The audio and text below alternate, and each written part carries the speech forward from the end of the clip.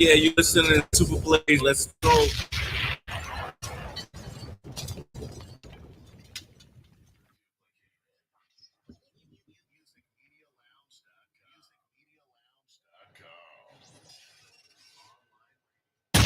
Yeah, you listening to Super Plays. Let's go.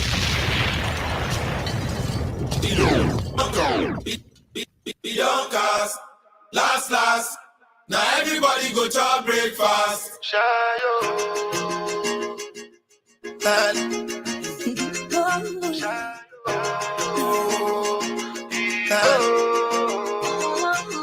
You go bow for the result, though. Nothing to discuss, oh. Cause I did win by default and without any doubt, oh. I'm a me happy adult, oh. I no go feed the girl, I no go feed your cars. Last. Now everybody go to breakfast.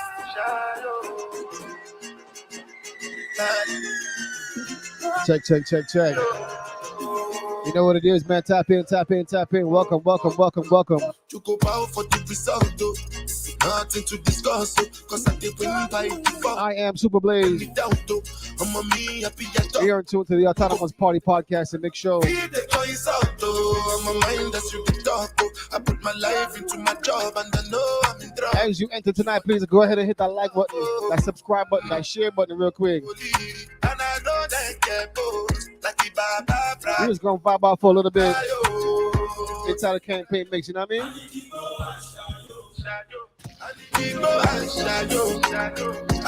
I don't know, Tay. Line one acting up a little bit, but we're gonna work with it.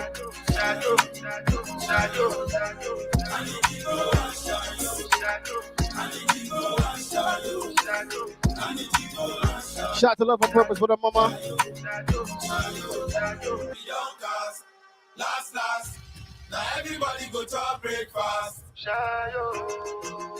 Shout to my Africans out there. They doing it right now in the music scene. Created the whole genre. Let me tell you. You go bow for the result, though.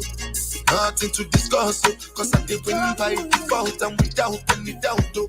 I'm a me happy adult, oh. I no go feed the girl, I no go feed the choice out, though. I'm a mind that's you can talk, oh. I put my life into my job and I know I'm in trouble.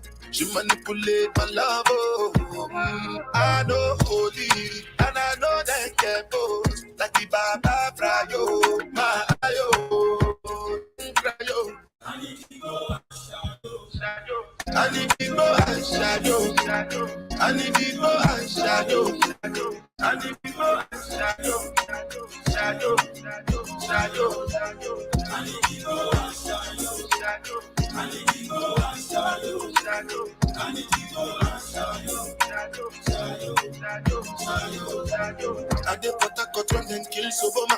I did try to buy moto, want Toyota Corolla. My feelings been they swing like Django Lover. Feelings been they swing like Django Lover. Now you crash your Ferrari for Lucky Bona. Now so much you remake could have been all over. My feelings today swing like Django Lover. Feelings today swing like Timbani at you. I'm a white dog in Venice. Why you say I did nothing for you when if I do anything you want me to do? Timbani at you. I'm a white dog in Venice. Why you say I did nothing for you when if I do anything you want me to do? Maybe another time, maybe another life. You will be my wife and we'll get it right. Young cast, last. Now everybody chop fast. Have to say bye yo. Still love my life, my ayo. Don't cry yo. I need to go and shadow. I need to go and shadow. I need to go and shadow. I need to go and shadow.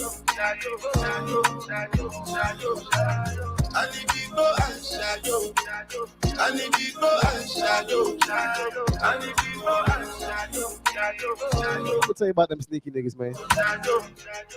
Talking about them A-party niggas, man. Cut that shit out, bro.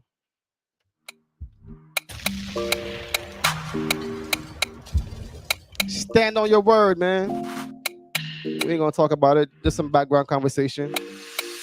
She know like you got her naughty. but she go chop am if you give her cucumber. Vibe out for a bit, a little Afro beats, you know what I mean? Till I leg picking, shake her with a locumba. Baby, make her give you solid. I'm looking to that indigenous fire in a minute. Dale and I walk power. Word. Let's go. She dey feelin' da da da da da da da da da. She dey feelin' da da da da da da da da. She dey feelin' da da da da da da da da. She dey feelin' da da da da da. She say till infinity, infinity, infinity, infinity, yo yo yo. She say make her put it in, make her put it in, put it in, put it in, no no no. She say till infinity, yo, infinity, infinity, yo, infinity, yo. She say make her put it in, make her put it in, put it in, put it in, no no no. We are take Kalauska, cover me like babushka. Booty like Tokema Kiwa, and your body you different animal. Sangalo me like a JJ. Make I beat on like I'm Sonny Wiki. It's what you do with the banana. Go determine if you go get us for banana. Very much show yourself, do what you do. Use Kayamata, you feel use Juju. They don't play me your tape for artillery. You they use collect boy salary. Make I put firewood for the fire. Send you the wire. Now you I go am and I no go retire. Bedroom voice be like say you did for the choir. Do they mean so lati do me lala. She feelin' da da da da da da da da. She feelin' da da da da da da da. She feelin' da da da da da da. She feelin' da da da da. I slap police for your case. I go to war for your case. I go to court for your case. I climb the bridge for your case. Enter water for your case. I punch the judge for your case. Anything you want, baby. You go hard for her. For you, baby. Come on.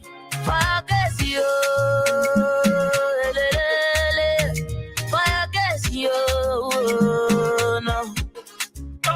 For your case, yo.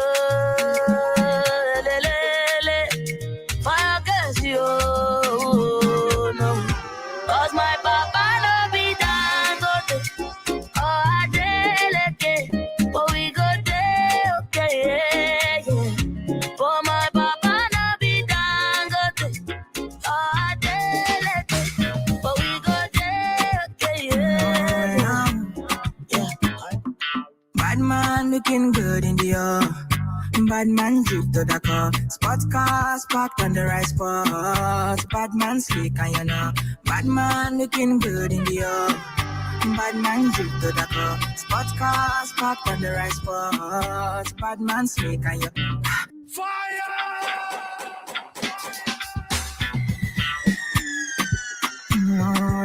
Throw that bitch back one more time from the top. Bad man looking good in the bad man drip to the car. Sports cars parked on the Next up, boy, real good thing called Dior, you know what I mean? you know. Because bad man looking good in Dior. Come on. Bad man drip to the car. Sports cars parked on the right spot. Bad man slick and you. Me got a girl on me bed right now. She says she no one leave. She tell me, Ruga, I want to spend the rest of me life with you. Me say no shit. Oh Lord, fly you to Maldives for a day, then we fly back quick.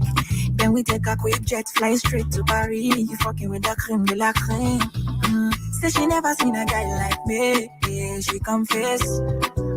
Say nobody hit it right like me. She confess. Bend down, get on your knees, girl, never digress. Ooh. She really wanna flex with me. She wanna break bread with me. Bad man looking good in the bad man drip to the car. Sports cars parked on the right spot. Bad man slick and you know. Bad in the bad man. Sports cars parked on the right spot. Bad man slick and you know. Halito. So all my indigenous folks out there, welcome. You know what it is. Ice on me, looking fresh and clean. Definitely put me eye patch on me. Yeah, man, as you tap in real quick, go ahead and hit that like button, you know what I mean? Be one job, hit that share button real quick. Get your peoples up, tell them what we doing. Say she never seen a guy like me. Yeah, she confess. Say nobody hit it right like me. She confess. Bend down, get on your knees, girl, never digress. Ooh, she really want to flex with me. She wanna break bread with me. Bad man looking good in the air. Bad man drip to the car. Spot cars parked on the right spot. Bad man slick and you know. Bad man looking good in the air. Bad man drip to the car. Spot cars parked on the right spot. Bad man slick and slick. And I've been living fast life, but I see it in slow. Oh no, and you see my lifestyle, I got G's in the turbo. DJ Super Blaze. It's in the mix. Bang, bang, bang, bang, bang, bang. And I've been living fast life, but I see it in slow. Oh no, and you see my lifestyle, I got G's in the turbo. See many people there outside where they feed man's oboe. Oh no, and me I stand the defender like Joseph Yobo. My girl say she want Netflix and chill, so I chatty get even warning. If you fall in love, Kelly satin, you go to breakfast, I'm not capping. Can you see dripple, I'm not catching. I'm not faking this. It's the Autonomous Party Podcast Mix Show. Feelings, I'm not catching. I'm not We just keep it happy over here, you know what I mean? Happiness, yeah, yeah. If I broke, now my business, yeah, yeah. I'ma show you, you go bright, yeah, yeah. All I care for the night, yeah, yeah. Happiness, yeah, yeah. If I broke, now my business, yeah, yeah.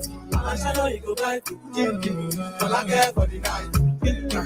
I find it excessive. It be the reason why your baba want to jealous me. If you want to take I'm serious, I do top speed. No fit to resonate, I'm on a different frequency.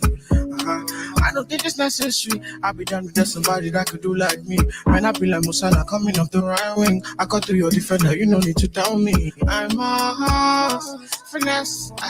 You know, say me, I must not. I go carry go. If me, I got money past you. If you're not careful, finesse. You know, say me, I must not.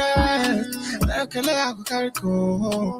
If me, I got money past you. If you're not careful, Happiness, yeah, yeah. If I broke, now my business, yeah, yeah. I'ma show you, you go bright, yeah, yeah. All I care for the night. Shout to Lady Smoothie, what up?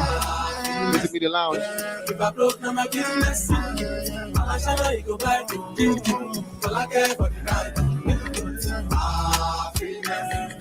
If I broke, now my business, yeah, yeah. I'ma show you, you go bright, all I care for the night.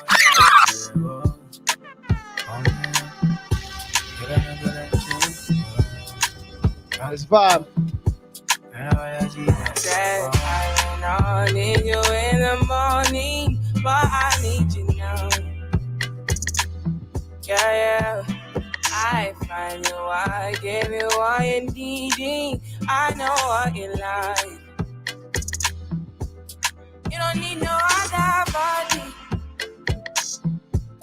You don't need no other body. Only you feel on my body. Only you feel on my body. You don't need no other body. Then I made it mess up my mind. And I made it make you free up your mind. Say your body talk to me nice. Say now my love you didn't need for your life. Yeah, our love no be like. Say yeah, we did together, yeah, day and night. Yeah, if I leave, you go by. Yeah, if you leave, I go stroking your body, baby. Loving your body, baby. As you're whining your body, baby. So crazy. Loving your Shout to Mac, what up? girlie, one need. Got a grade. I just want BSB, you know what it is. Byron P, what up? hope every day. You don't need no other body. You don't need no other body. Only you feel on my body. Only you feel on my body.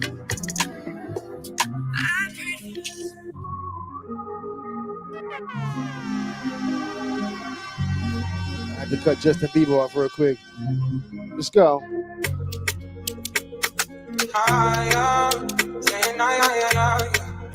Tap in, tap in. Hit that like button real quick. Come on. We're gonna get higher, all right? That vibration. Come on, y'all.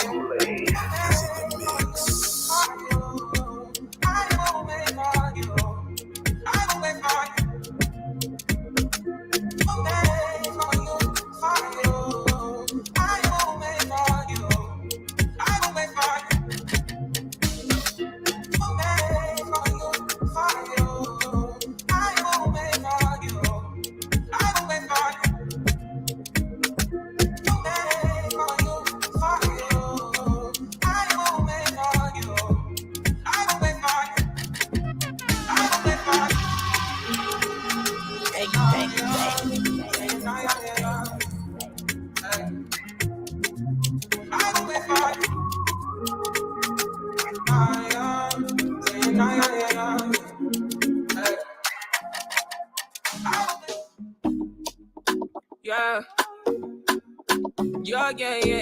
Yeah.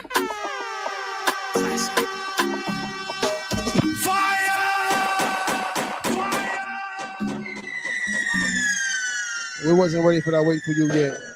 Let's go, come on. Yeah. Yeah. Vibe with me. Back then when I was a new youngin', Charlie, you were trying to run on me. I've been going on my own. I've been doing things unknown. It's a day one, you running right back. Say the drama, you running off track. It's a one life, you tell me one life. One time, you tell me one time. Open your eyes, baby. Can you be wise? Cause I'm a pride, baby. I'm on the way, I'm on the run, baby. Leave me alone, take it by now. I put you on it. Say you want chance to what it on me. I feel now what it back. Turn you right around, take it my way. So tell me what you need from me now. I know what you need to be now. Cause I'm done with it now. No more damages now. So tell me what you need from me now. I know what you need to be now. Cause I'm done with it now. No more damages now.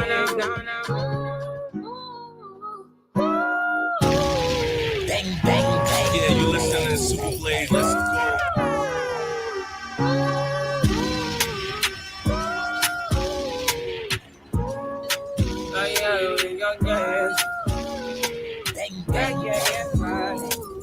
Yeah, my mind. DJ Super Blaze. I said 5 in the morning. I wake up to 5 for my yearnings. Fear in my mind is a warning. Pray to the one you're relying. I've been wandering all day. I tried to be fine, but I can't be. The noise in my mind wouldn't leave me. I tried to get by, but I'm burning. I'm behind my mind, it runs. All these thoughts are troubling. Fighting to give up my pain. Fighting to be on my lane. My mind running to the other side. When it's time to leave my life, then it tries to take me out. Tell you what I need. Right, yeah. I really need time. I really need just my. I need to swing my mind now. I really need Jara. I really need to swing my now. I need my now. Oh yeah. This is the peace that you cannot buy. Send me a love that you cannot mix. One is the joy that you cannot waste, and the other one price that you cannot fix. Bliss. You know what I mean? You know what it is, man. It's the vibe. In a way where you cannot see. Man with this system. Ain't nothing wrong with dancing. It's a little vibration. Release. But behind my mind, it runs. All these thoughts are troubling. Funny to give up my babe. Funny to be on my lane. My mind running to the other side. When it's time to leave my life, then it tries to take me out. Tell you what I need, right here.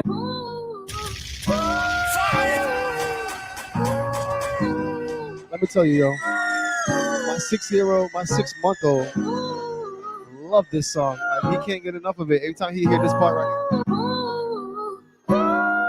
that's his favorite part. He get mad excited, like, you know what I mean? He's just like, it's a real vibration, man. So let's tap in. Voice of One Tim's, this African sister that been tearing up the airwaves right now. She doing her thing.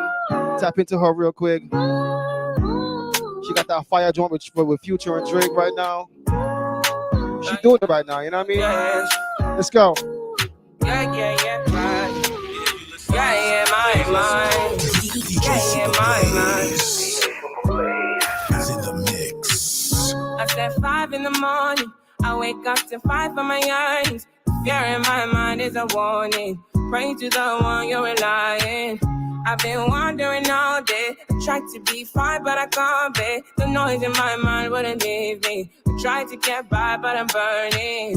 I'm behind. My mind, it runs. All these thoughts of trouble me.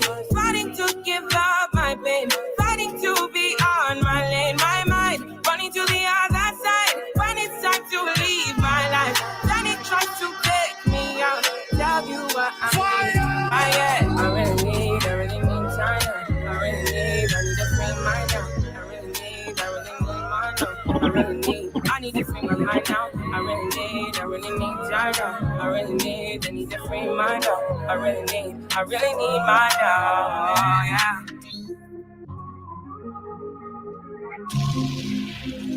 Let's try this one more time. I think we're ready for this now. Let's go. Bang, bang, bang.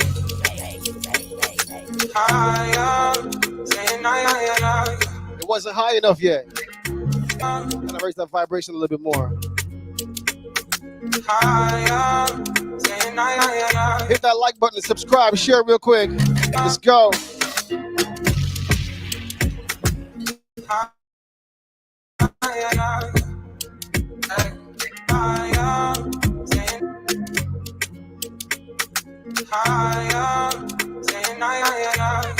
Yeah, you listen to Super Playlist.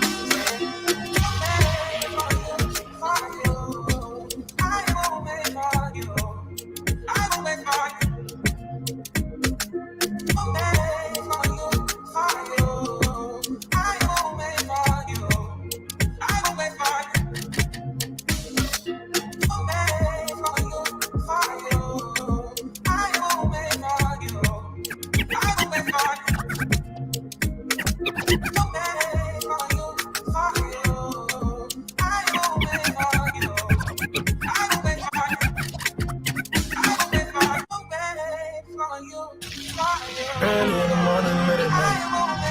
Yeah, you listen to Super Playlist. Presidential, roll RM, wait. Whenever I found time, it's okay. Tap in, let's go. You pray for my demons, girl, I got you. Every time I sip on codeine, I get vulnerable. Annoying the sounds of the storm when it comes. She understand I can't take her everywhere a nigga going. I've been in the field like the children of the corn. I can hear your tears when they drop over the phone. Get mad at yourself cause you can't leave me alone. Gossip and messy, it ain't what we doing. Early in the morning, late at night. It don't even matter what time it is. Presidential, roll it, RM, wait. Whenever I found time, it's okay. ATL Jacob, ATL Jacob. You pray for my demons, girl, I got you. Every time I sip on codeine, I get vulnerable.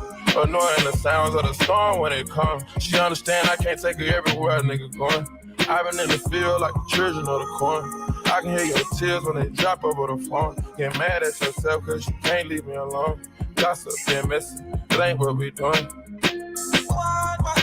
Traveling around the world, over the phone dropping tears. I get more vulnerable when I do drugs. When you drunk, you tell me exactly how you feel.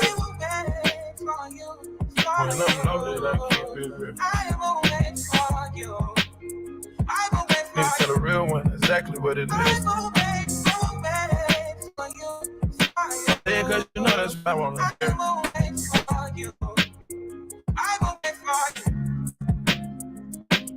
Yeah, I've been trapping around the world. I sit on my balcony and wonder how you're feeling. I got a career that takes my time away from women. I cannot convince you that I love you for a living. I be on your line, feelings flowing like a river. You be texting back, you at Kiki on the river. Message say deliver, but I know that y'all don't get it.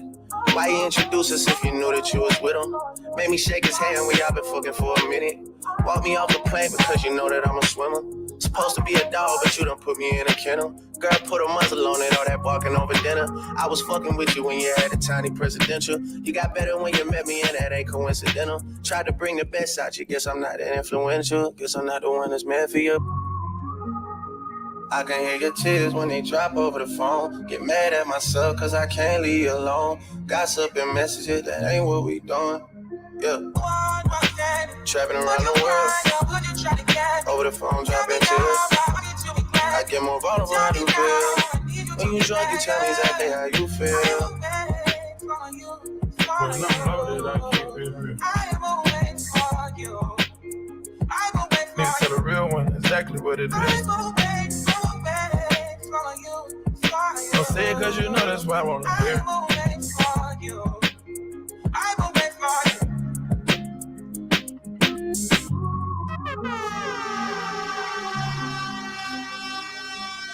Early in the morning, late at night. Don't even matter what time it is. I played this Drake last week. I'm gonna play it one more time before we get up out of here tonight. You know what I'm saying?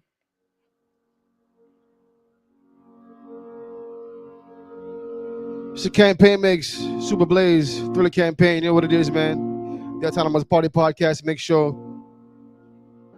Shout out to everybody got a lock right now, tapped in. Go ahead and hit that like, subscribe, that share button real quick. Let them know where we at, what we doing tonight. You know what it is, man. The Autonomous Party. Let's go. Hey, hope hanging on my neck. The bracelet matches a set. My brother name is Tina Dollar. Stop all that back and forth over the net. My mama wish I would've went corporate. She wish I would've went in deck. I turned to a CEO, so the lifestyle she respect. Hey, 2 sprinters to Quebec. Cherie, où est mon bec? They only giving niggas +1, so I never pull up to the Met. You know I gotta bring the set. You know I gotta bring the G block. You know I gotta bring the D block. Cause you know how sticky it get. Hey. You know how sticky it get. Hey. You know how sticky it get. Hey. You know how sticky it get. Hey. She want me to play with that cat. Hey. She love how I make it her wet. Hey. You know how sticky it get. Hey. Hey yo, Eric, bring them girls to the stage, cause somebody's getting paid, and free big slime out the cage, and shorty tried to play it cool, but now she wish she would've stayed, cause every song that I made is ringing like I got engaged. I love my guys, I wouldn't trade, ay, from the cradle to the grave, ay, Gordo got me on a wave, ay, and got me on a wave, ay, couple hits, now you brave, wait, you niggas better behave, what, all that pumping up your chest, what, all that talk about the best, what, you know how sticky it gets. DJ Super Blaze is in the mix. Yeah, you listening to Super Blaze. Let's go. Yeah, if I'm with 2 of them, then it's a threesome. If she alone, you know she a freak one. If it's an escort, it's a police one. King of the hill, you know it's a steep one. If we together, you know it's a brief one. Back in the ocean, you go, it's a deep one. Forgave niggas and they feelings. Lucky for y'all, we don't do civilians. You say I changed, I say that I millions. I did. The toughest act that follows back on tour. Off-road, Maybach, Pyrex, Trap, Virgil came back through the boy. Damn. That's something to me. Niggas really had their back turned to me. I ain't talking my assistant when I say niggas down to pack something for me. Then they thought they had a trap set for me. How you really think that went for me? Niggas gotta do a fact check for me. When everything is put to rest, and everybody takes a breath, and everything gets addressed, it's you alone with your regrets. All that pumping up your chest, all that talk about the best, you know how sticky it gets. Like we weren't supposed to come up with something this clean. Like something happened.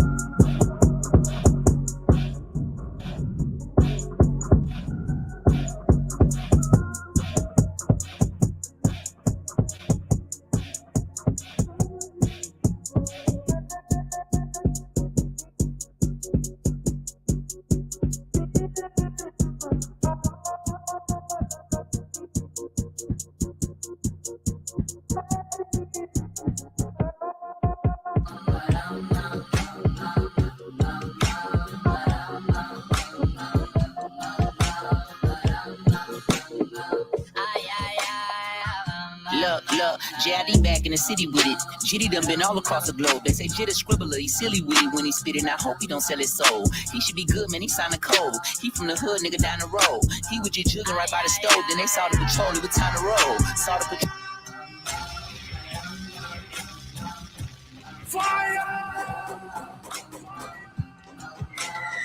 Yeah, you listening to Super Blaze. Let's go. Look, JID back in the city with it. GD done been all across the globe. They say Jid a scribbler, he silly with it when he spit it. I hope he don't sell his soul. He should be good, man, he signed a code. He from the hood, nigga, down the road. He with your children right by the stove. Then they saw the patrol, it was time to roll. Saw the patrol, it was time to ride. Motor running on Memorial Drive. Got a country cousin cruising with the black man Savannah at the Florida-Georgia line. Got a couple family members in Atlanta, not Atlanta. We let on Moretta decide. They just go let that Beretta fly. Cause you niggas bugging, spray pesticides. It's me and the bros, no extra guys. And they moving weight, it's no exercise. We could pick a date to come stretch you out. Only showing muscle when it's flexing time. You can see the hustle, you can recognize. Overcame struggle when the devil tried. Let me bear it all when I'm telling God. You know I'm a rant when I talk to Jah. Nigga said that I can't. Damn lie, ain't dapping no hand. Sanitize, you gon' slide on your man. Landslide, there's a 9 in my pants. Hancock, you gon' try to recant. You can now. I can step on the and pop. I'ma shoot at the ground. Dance now.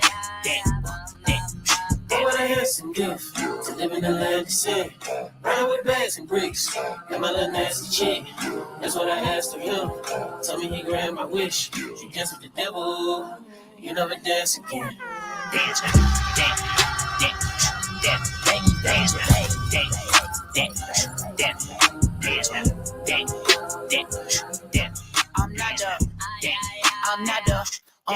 I'm not a two-stepping man. I said I do not dance. It's a gun inside my pants, and the whole world's in his hands. It depends, penny for your sins. Shooting up the block, can't stop revenge. Nappy dreadlocks like a Rasta man. Where the story ends in the plot again. Mama said the Messiah's in moccasins, trying to say the kids in them apartments in. Show a way to live with other options. Opulence, decadence, black excellence, and lots of it. I could cop the newest Beamer, Bentley, or Balenciagas. I could pay for this little nigga scholarship. I ain't caught up in rap nigga politics. Play with me, you playing yourself. Playing with death, say I'm a prayer. Kathy and Carl got a K on the shelf. I'm in DeKalb County, over carrying catering chef. Cooking up another plate of the best. Me and Chris, body popping like it's Crisco. Fried chicken, I'm licking her thighs. Then I put my face in her breast. I took a drive, my plug on the west side of Atlanta. He known her finesse guys with a hammer on camels and headshots on the camera. Knock out the dreadlock. There's a felony charge. He called the F. Niggas corner the A and get X'd out. But I only been here cause I'm trying to help. Only one you can help is yourself. I can't. Damn lie, ain't dapping no hand. Sanitize, you gon' slide on your man. Landslide, there's a 9 in my pants. Hancock, you gon' try to recant. You can now. I can step on the and pop. I'ma shoot at the ground. Dance now.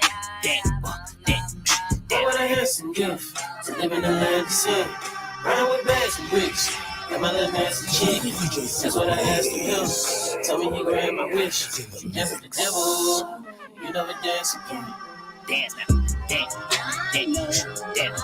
Dance now.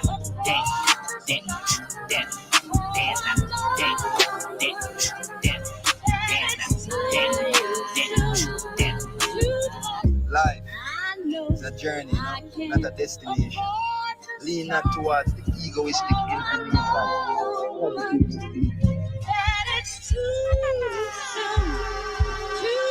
Push the fucking pack off of the porch or break a pound down. Get the scrap if you happen to blow it, makes a round sounds. I know I can't afford to stop for one moment. That it's too soon, too far. Push the fucking pack off of the porch or break a pound down. Get the scrap if you happen to blow it, makes a round sounds. Pussycat on my lap, push it back and go to town. Shout out to the God of Green. On my back and I'm black and snatching crowns. Beat me over here, man. I don't like a nigga selling crack in pounds. I got a bag now. It ain't one of them nice guys. Gun blast. I ain't schooling them tonight. We ain't gonna school them tonight. Mac 10 making love sounds to a bad chick. We just hopping through. We just flowing through. You know what I mean? We can fuck around. Hit the music, baby, cut it down. Hit the doobie while you do me indubitably. I feel like I'm a bust now. I feel like a bust down. When I shine bright, blind niggas is up now. In the cut, big black truck pack sacked up. You can pick it up now. Nigga, fuck it, okay. Push the fucking pack off of the porch or break a pound down. Get the scrap if it happen to blow it, makes a round sounds. Pussycat on my lap, push it back and go to town down. Putting rap on my back and I'm black and snatching crowns. I know Bang, bang, bang. for one moment.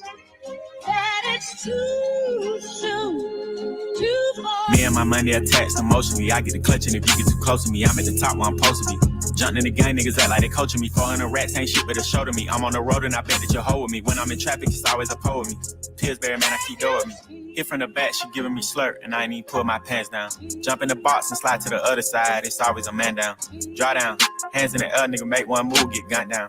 Giving out smoke so long, they don't even wanna talk no more, they just run down. No lock doors, I serve with a chop. Bitch got spent hanging with the op. Call him Mickey, talk to the cop. I was on Pinedale, glass in the sock. Back in the day, I invest in the block. Fast forward now, I'm investing in stocks. I put a drum on the heckling couch. Don't play cause I'm very invested in shots. Push the fucking pack off of the porch or break a pound down. Get the scrap if it happen to blow, it makes a round sounds. Pussy cat on my lap, push it back and go to town down. Putting rap on my back and I'm black and snatching clowns. Pussy cat in his face cause he stay on shit. Took it and I said that she can't shit. Like the way it tastes and he ain't ate it in a minute. They call me a baby, but I still got hella shit. Oh shit, run that motherfucking crown, you bitch. Motherfucking bitch. Shit. Sorry in advance for my bros. They whip a nigga ass, what you whipping up? Shit in the back, if you looking for the dope, niggas got it in the bag, cause we trapping on the low. And I'm the shit with the flow. Give me a joke. Heard the nigga say that you the next. No, I'm the best. Had to switch up the flow a little bit. Look at him. Press stop, fuck a top 5 list. Get him a vest, he get lopsided. Fuck the cops, we was running from Rottweilers. Most of my partners ain't had papa, just a pop condom. Couple kids with Alzheimer's, 40 on his side. Boy, you Mike Allside, he on block violent. Robbing niggas in the hood, then swap genres. Green light, line nigga up, stop sign him. Keep drive, you will not find him. I'm an anomaly. I turned into a rap ironically. Ran the back up, niggas is on me. Niggas shining me. If you think I'm a wannabe, it's pretty comedy. I'm melancholy and cool, so calmly busting moves. My troops carry velocity. Same posse since Osh Posh Bagosh pussy clock. Treat the rapping like a pushing rock. On the stove with the Pyrex pot. The door stay locked. It don't say knock. We on they block. We on they block. It's Monopoly game. We stole their properties. Smooth talking and moonwalking. The same little nigga. Small pump with a pool shark. I aim big stick. Knock chalk off cue balls. Banging shit. Play. Yeah.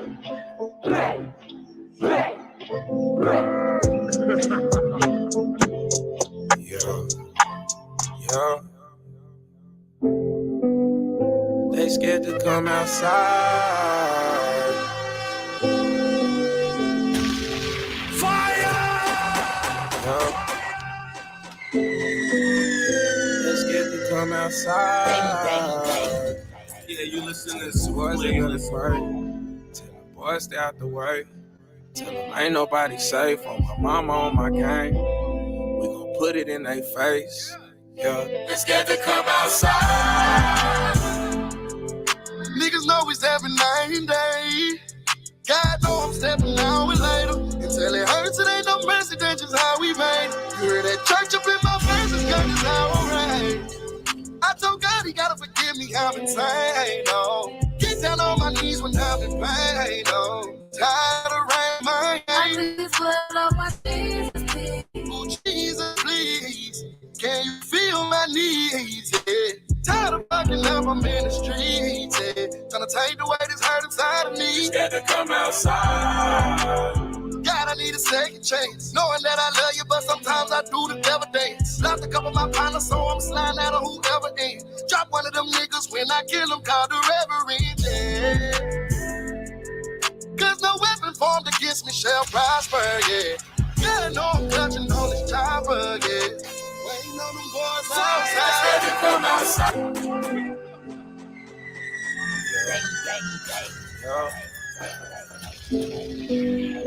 They scared to come outside.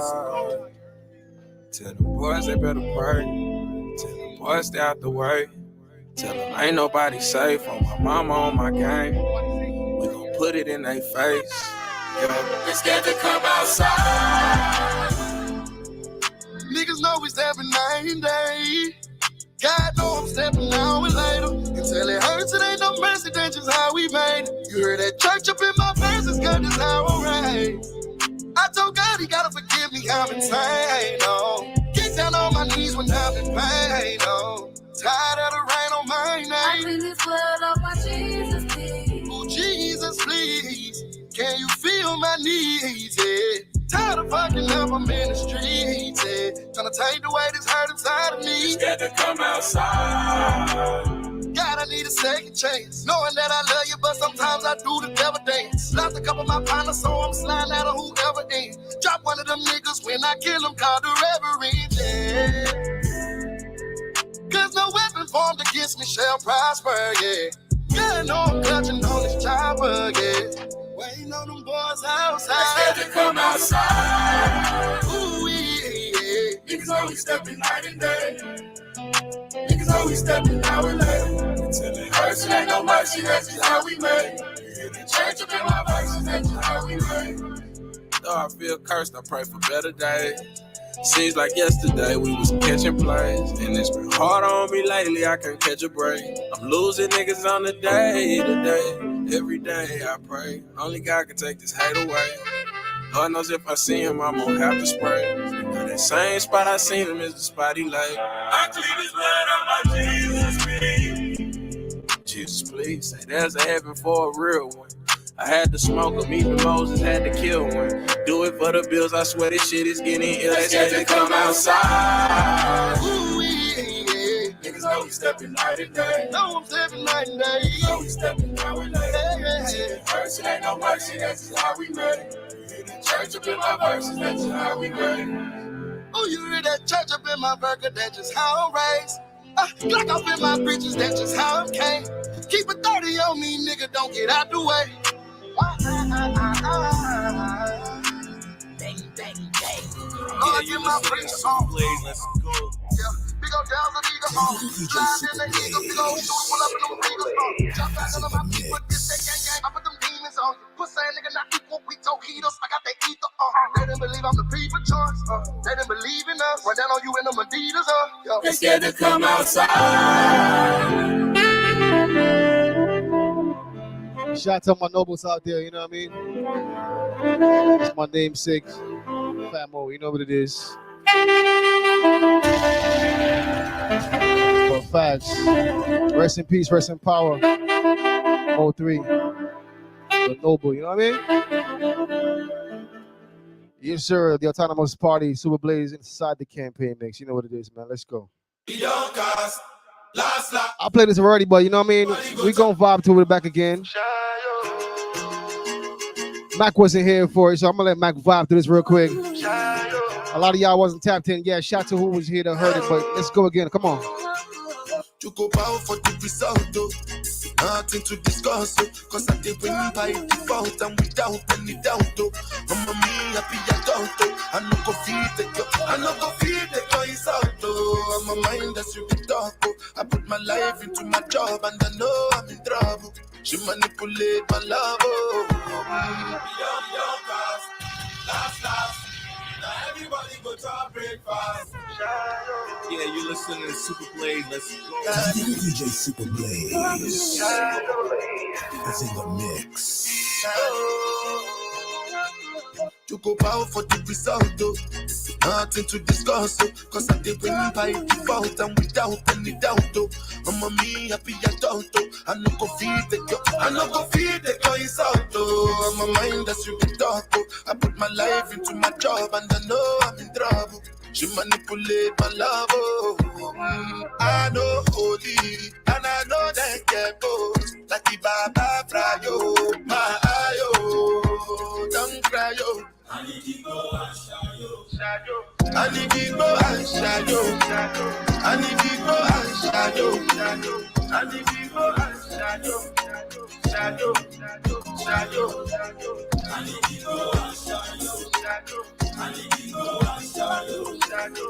I need to go and shadow. I did Port when then kill Soboma. I did try to buy moto, one Toyota Corolla. My feelings been they swing like Django Lover. Feelings been they swing like Django Lover. Now you crash your Ferrari for Lucky Bona. Now some more to remake could have been all over. My feelings today swing like Django Lover. Feelings today swing like Timbani at you. I'm a white dog in Fenisu. Why you say I did nothing for you when if I do anything you want me to do? Timbani at you. I'm a white dog in Fenisu. Why you say I did nothing for you when if I do anything you want me to do? Maybe another time, maybe another life. You will be my wife and we'll get it right. Young cast. Last. Now everybody go to breakfast. Have to say bye-bye, yo. Bye-bye, yo. To the love of my life. My ayo.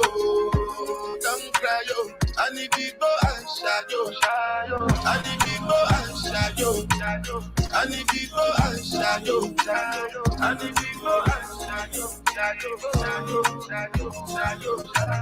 and if you go and shadow, and if you go and shadow, and if you go and shadow.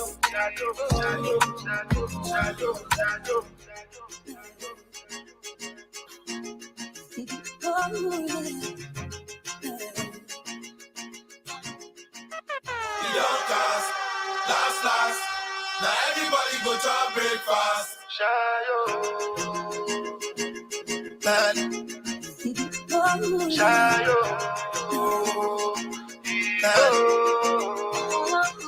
To go bow for the result, though.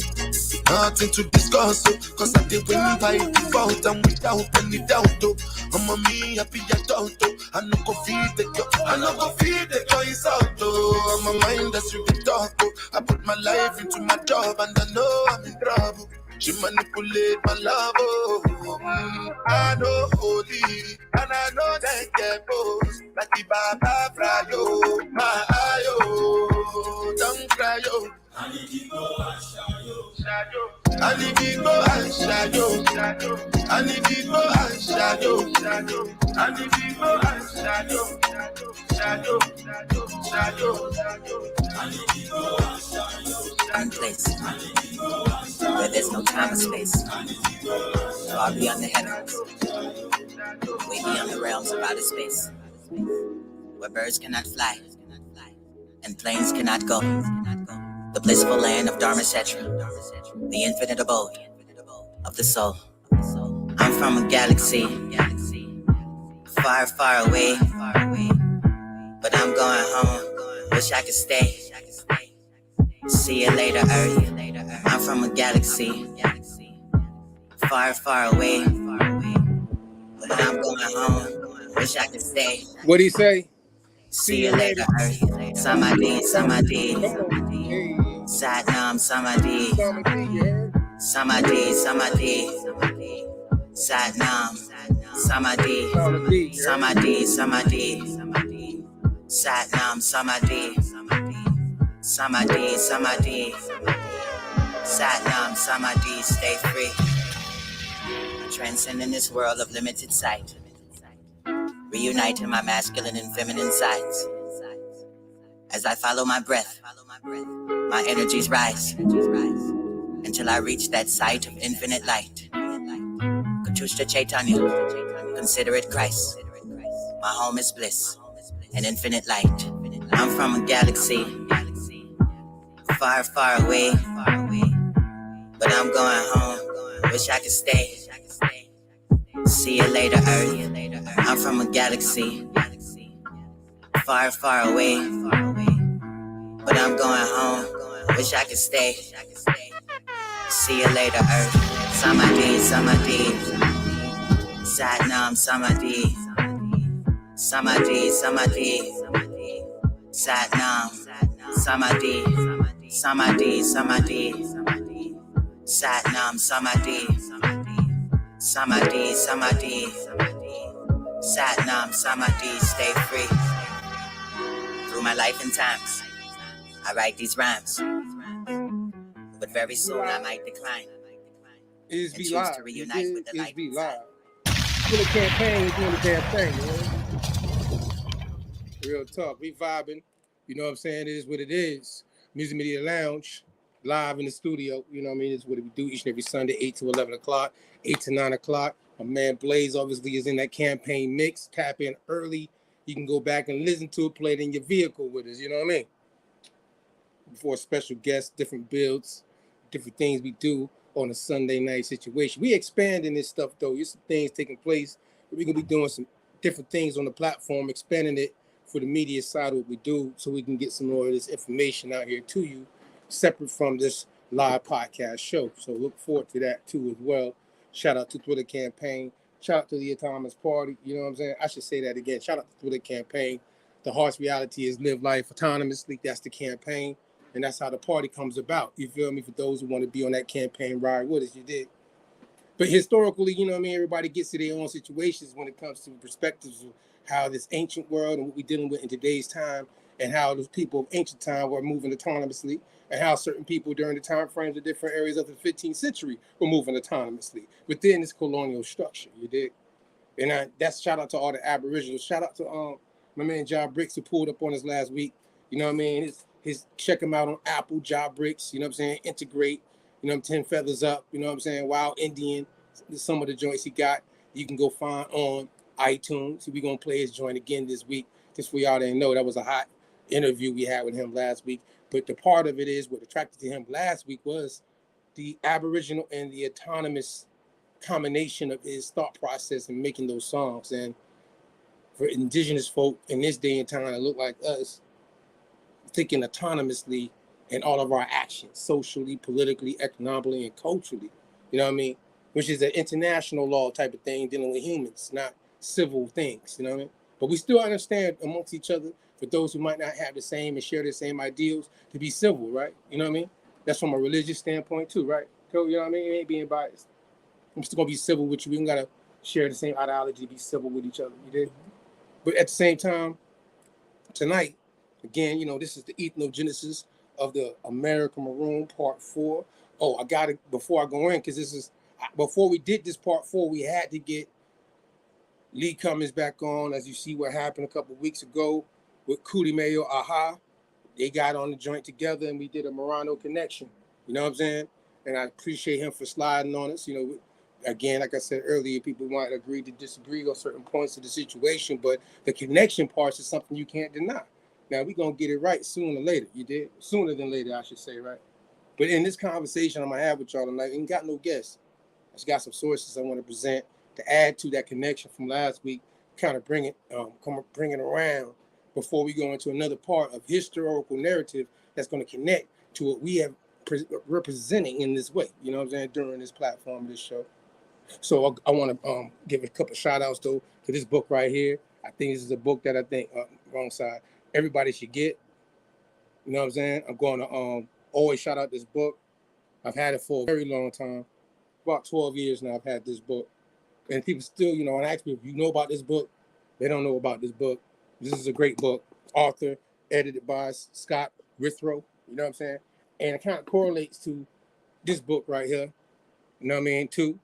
Obviously, certain things, if you understand what happened during the time frame of the Swarthy Memoirs of the Black American Revolution, you see 1775 to 1783.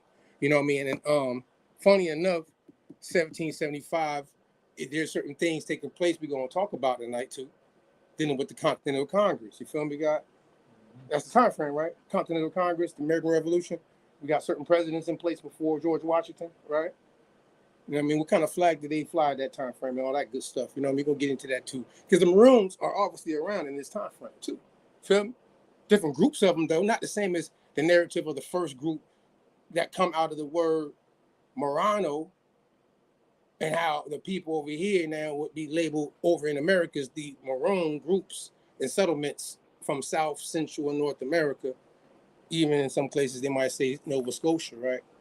But either way, we're going to hit a video. Because on September 11th, we do have a guest, Key to the City, along with Flow Life will be joining us. They got a new album release joint.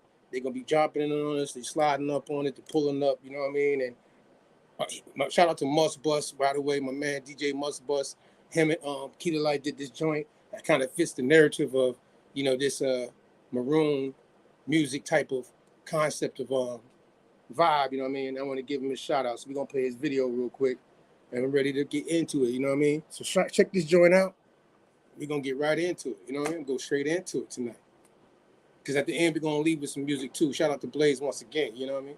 I'm trying to move as quickly as possible through these things. Check this out. You should have won the massive. You should have won the massive. All the light to them. No! Suede, smooth, Wally, super cat, coolie, wildin'. With the square mileage, violent like a pirate, Somalian, a virus, spread like gossip. My hair like Moore's knowledge. Foreign exotic, 4 doors full of narcotics. My con from Wakanda should be honored to be upon us. Speaking honest, known to blow up. Speaker boxes, my conscious thoughts cerebral, rise above all of the evil. And travel foxes, watching Don Corleone sequel. We wise guys and godfathers, yeah, law, God, guidance, stomping out some pilgrims living in the land of the promise. Understand Nostradamus, I predicted my rise. Sun and moon have attraction power, seen it in the tides. Peep the vibe of mask before COVID, I saw it on. I ain't gripped in my palm, my eyes written what's in Psalms, Holy Bible or Quran. Born this life, word is born. Sample really, Uncle Tom, cars and cars, you've been warned. If you know the way to do it, you know you should be doing man and strive. So try your best in this time to always do the right. Cause if you don't, you know how it's going to go on with your life you've been wrong. Got some old Django giant at the end, you heard? At the end, it's like some Django, you feel me? You know what I'm saying? Oh, by the way, you know, in Django, the homegirl that he was messing with, his wife, she was German. You know what I'm saying? She was swarthy German, you heard? And Django definitely wasn't a German himself, so they would have been definitely in the spectrum of free people of color, even just in the movie, you heard? Either way, all right, we can go to the next one real quick, though. We can keep it moving. We can keep it in order, you know what I'm saying? We're going to keep this moving. Yes, sir. So, yeah, the American Maroon joint is because of the two different things. The group of people that's been labeled as runaways, as they would say, and some free people and some indigenous groups of people who decided not to obviously take part in the colonial and colonies that came over. And there are different groups of people, and that's going to include African, European, and indigenous groups of people, just like the free people of color narrative that we know about. But then at the same time, in this narrative, these are the ones, two different points in time after the 15th century, that have settled in different areas outside the colonial means and moved in a state of autonomy. It's some from a small scale to a grand scale.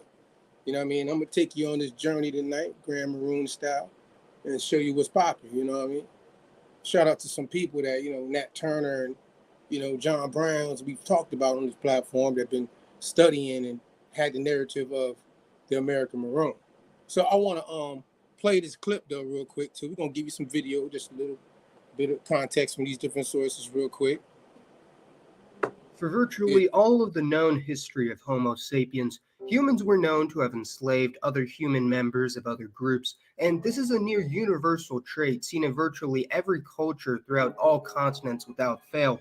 And it's even possible that our stronger, smarter cousins, the Neanderthal, might have been enslaved by early humans, as it has been found that female Neanderthal lineages can be seen in modern humans, although male Neanderthal lineages cannot. Of course, most people already know that the vast majority of slaves sold from sub-Saharan Africa were not exported to the United States of America, with the bulk that crossed the Atlantic landing all over Latin America, so much that in the present day, the majority of the population of many Latino countries, such as the Dominican Republic and Brazil, have at least some African ancestry. And in fact, there are about the same number of self-identified blacks in Latin America as there are in the United States, as I discussed in a video some time ago. But in American curriculum, we are told many stories about the toiling work of slaves and a few daring stories of escape, but not really much else. And it would probably come as a surprise to many that although by and large the overwhelming majority of escaped black slaves in the southern U.S. made their way north where they would gain sanctuary, with some even making it as far as Canada, out of blacks that had gained their own freedom by barter, favors, or simply getting lucky and being released in a slave owner's will, many remained in the South. Shockingly enough, in 1860, out of nearly 500,000 free blacks in the U.S., 45% lived in southern states, with 15% of free blacks in the region owning slaves themselves. I want to stop right there. See how he said that in 1860, and from his sources of understanding, that it was free people. He didn't say slave people, right? They're free already. You know what I mean? So that's before 1865 right there. You feel me? And he said they living in the South. You see that? He said they living in the South. This is before 1865. So when people say, oh, well, all the slaves got freed in 1865 off the Proclamation of Emancipation, that is not true. You know what I mean? And we want to make sure that that is understood just for the free people of color terminology of what people were going through, because it surely ain't being given in our today's time narrative the right way. You know what I'm saying? Because definitely Abraham Lincoln's situation wasn't definitely tied to all these people's freedoms. You know what I'm saying? So we want to make sure that's one thing. Now, that's a whole nother narrative of the fact what jurisdiction they under as free people of color, being deemed free people of color. You see what I'm saying? Within the jurisdictions of the colonies. You see what I'm saying? That's two different situations. Don't mix them up. I want you to get to the point, though, because I want y'all to hear that first part. We're going to get to around 3 minutes. It's going to go into the certain particular individual that I want to point out. Stop right there. Go right there. Go right there. Yeah, right there. Identified whites are less European than Pardos, and many Pardos are less European than blacks. Brazil, being the last country in the Western Hemisphere to abolish slavery, also has quite an interesting history with their various African-descended populations. It is true that Brazil imported more African slaves than any other country in the Americas, with over 7 million crossing the Atlantic, and as a result, over 30% of the national gene pool is of African origin, as mentioned, with various groups having high variation, with even old stock colonial descended whites sitting at around 10%. And many slaves in Brazil had gained their freedom quite early on, such as during the Dutch-Portuguese War, wherein both the Portuguese and the Dutch employed a large number of African slaves, promising their freedom. Henrique Diaz was the leader of the Afro-Brazilian regiment in the Northeast and loyal to the Portuguese during the war and up until his death in the 1600s, having traveled to Portugal in order to personally convince the crown to free the remaining enslaved men that served in the war. But rather than being freed due to displaying their loyalty and willingness to die for the crown, another group of free blacks who managed to escape began to develop in the northeast of Brazil, known as the Quilombola or Macambo, who came from many different tribes and nations throughout Africa, with a substantial percentage being Muslims. The Quilombolas incited several slave rebellions in northeast Brazil in the 17th century, which resulted in a great ire being directed towards them by the Portuguese officials, and the chief Quilombola settlement was raided, and the entirety of the community was believed to be killed or enslaved by the Portuguese and later the Brazilians. Fascinatingly, it was not until nearly 3 centuries later in the 1970s that it was discovered that the Quilombolas were not entirely eradicated as once thought, as a small group had escaped to the sparsely populated interior. So yeah, right here, as you see, he gets into a certain group of people. He starts saying many different tribes, and obviously he's talking about the Portuguese. Now, Portuguese, if you know about obviously the territory in the Treaty of Tordesillas of 1494, showing the territories, that Brazil and the Guinea Coast, which is the Negro land, that's labeled Land of Judah, where these people are also being located at. They're saying bringing tribes of people from that area into Brazil and these areas of South America at that time frame. Now, the numbers is interesting enough, not as big as people are expressing to be, but there is facts of the situation being done. But it's not in the numbers that, again, that is being, I think, expounded upon, being that they had Negroes, as they labeled the Brazil, the area, Negroes of the land underneath the Portuguese control that were indigenous to this land, and many tribes that had to deal with this caste system of the Portuguese. So obviously, as they go into showing later on, that group of people who were considered the Portuguese that were fighting now against their own oppressors, but they're mixed in there in different situations. Some of them are fighting. Some Africans are fighting for the Portuguese. You heard them say, right? You know what I mean? And they're like, oh, they'll give us our freedom. You know what I mean? We're going to do this for you, but give us our freedom. Now we free people. You know what I'm saying? So now we free people. We're going to do our own thing. You know what I'm saying? This is leading to, remember, this whole understanding of this whole video is, slaves that got away and its history of Maroons. You know what I mean? It's the slaves that got away. We're not just talking about one group of slaves, but we're going to see the origin of this group of people that's in South America, and how he talks about in this video many different groups, but this is the one in South America dealing with Negro land and dealing with Negro de Guinea. You know what I mean? So I want people to hear that part, because that's the part maybe that might be left out, and the fact that what also groups of people that might be considered from African, West African tribes that made their way into South America in certain times underneath a certain colony group of people. You know what I mean? And how the Dutch situation took place and how they fought against each other, feel me? And all that things spread out. And now that mixture of people, plus the African, the indigenous, and some of them, they were called Spanish, right? Colonies, groups of people are now living differently after that time frame. So I want you to go to this thing we pulled up last time when we had Kudumeo and Lee Cummings on here, which is the African source joint.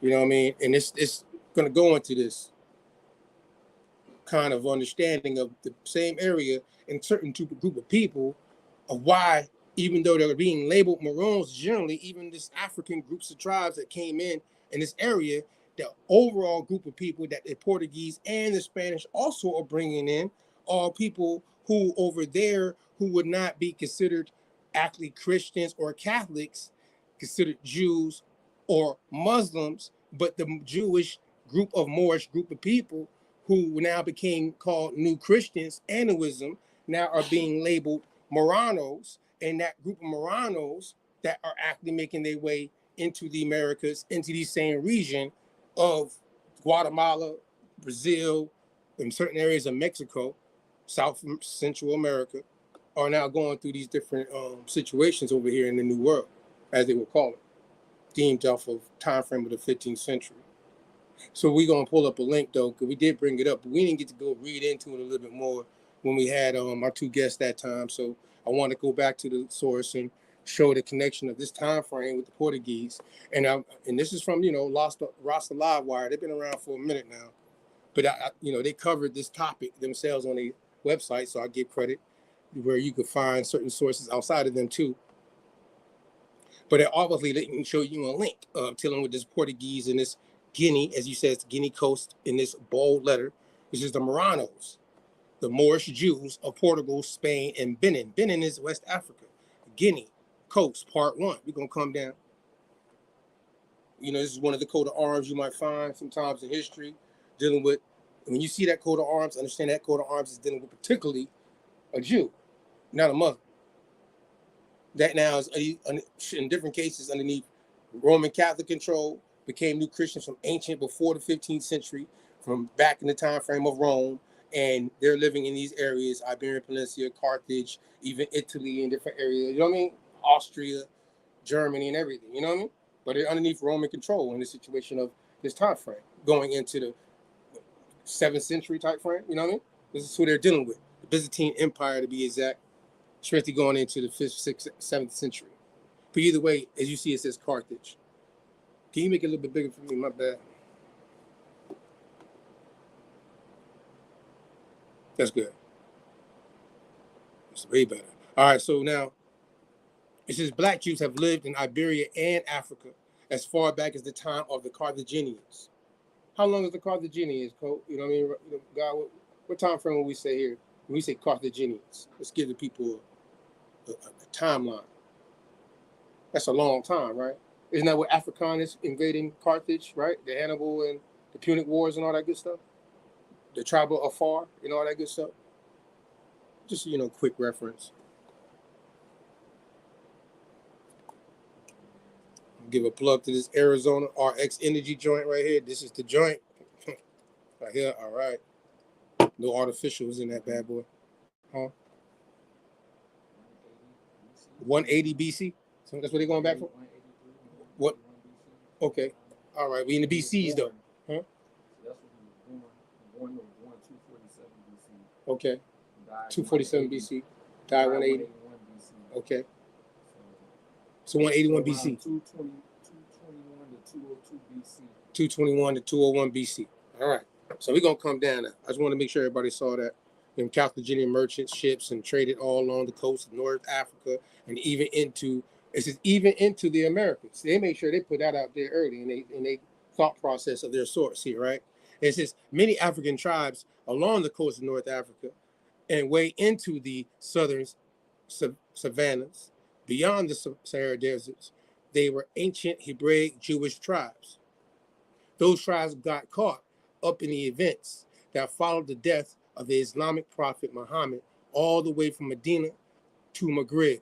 It is widely acknowledged that one of the most determined fighters against the Black Arab encroachment on Black African Berber property was Queen Kahina, a Black Jewish queen of the Maghreb. You know what I'm saying? So they give you some details of that.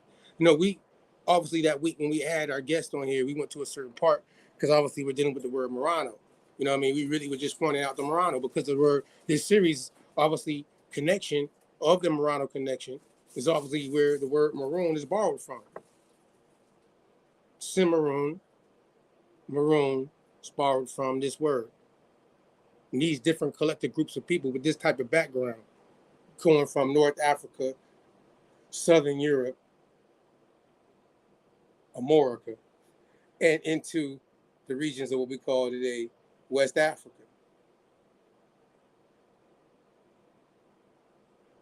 You know, it goes into the understanding of these things. So that's why I want right here in this paragraph, right here, you see it. So when the African Moors moved north and conquered Spain, it was a confederation of African Muslims, African Jews, and African Christians who affected the victory. Now, it's funny how they're using African, but you see how they understand it right. This is when the African Moors. So they're African dark-skinned people. You feel me? In that context, right? If you're using it in that context, right? They're saying they're basically people on the African coast, but they're dark-skinned people, right? Of all different faiths, right? That's what they're really based the context and comprehension of what we're reading it. And then it says the African Jews.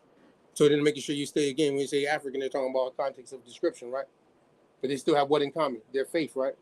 However the case might be. And the African Muslims, I mean, they got that in common. Pronouns and nouns now, how that shit work. Prefixes and suffixes, right? So when we say we're the brothers, genetically, phonetically, historically, they were the same black people pursuing the same goals of righteous existence. Really, this is their faith, their creed, you know what I mean? We were talking about this shit just the other day in the room on Clubhouse, dealing with these things. You heard me? We're going to slide down real quick, God. We're going to move on to the next clip.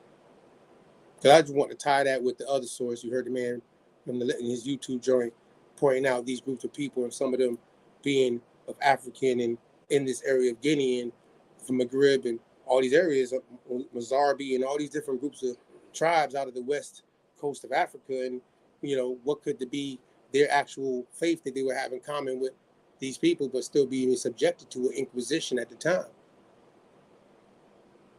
It's funny how they come in here and they said the unholy Roman Catholic Church. Unholy, by the way. And that was when the Pope of Rome, who was the chief of the rebellious pale European tribe who fell outside the civilization, began his open power war against the armies of Jah, Allah, God, and all the Africans. That's what the person's saying. But the Roman papacy, they understand this.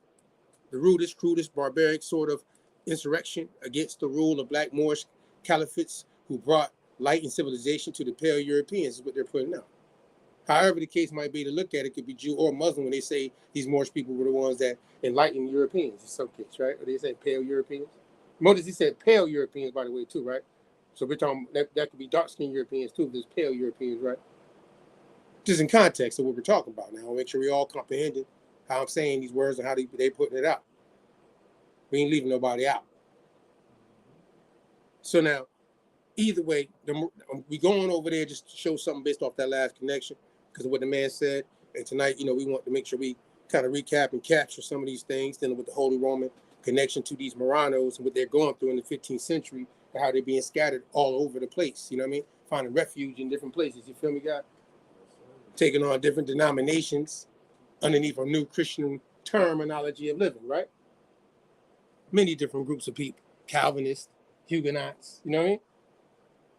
Protestants, Martin Luther, you know what I mean? I'm talking about the Martin Luther of Germany, by the way. Even the Jacobites would be connected to those Marranos. Technically speaking, people that, you know, came underneath the new Christian realm, right? They're not Catholics, but, you know, in this new time frame, they're now, feel me? Underneath this new denominations, underneath the Catholic situation that the Pope has made edicts about. So yeah, we're gonna move on to the next clip though. And I'm going to show a whole nother clip, right? We brought this up to one of the series. We didn't get to go through this a lot, but we used it in context to show the source. And it's going to be this one here. The Black Rebellions, 5 slave revolts. Yeah, that's it. You got it. You on point. We on the same trail. We on the same trail tonight, right now. In this ethnogenesis conversation we having with y'all. So the Black Rebellion, the 5 slave revolts. We went into this source before by Thomas Wentworth Higginson. That's what did I say that pretty right? Yeah, you know my pronunciation be fucked up, right? Tequila and lemonade.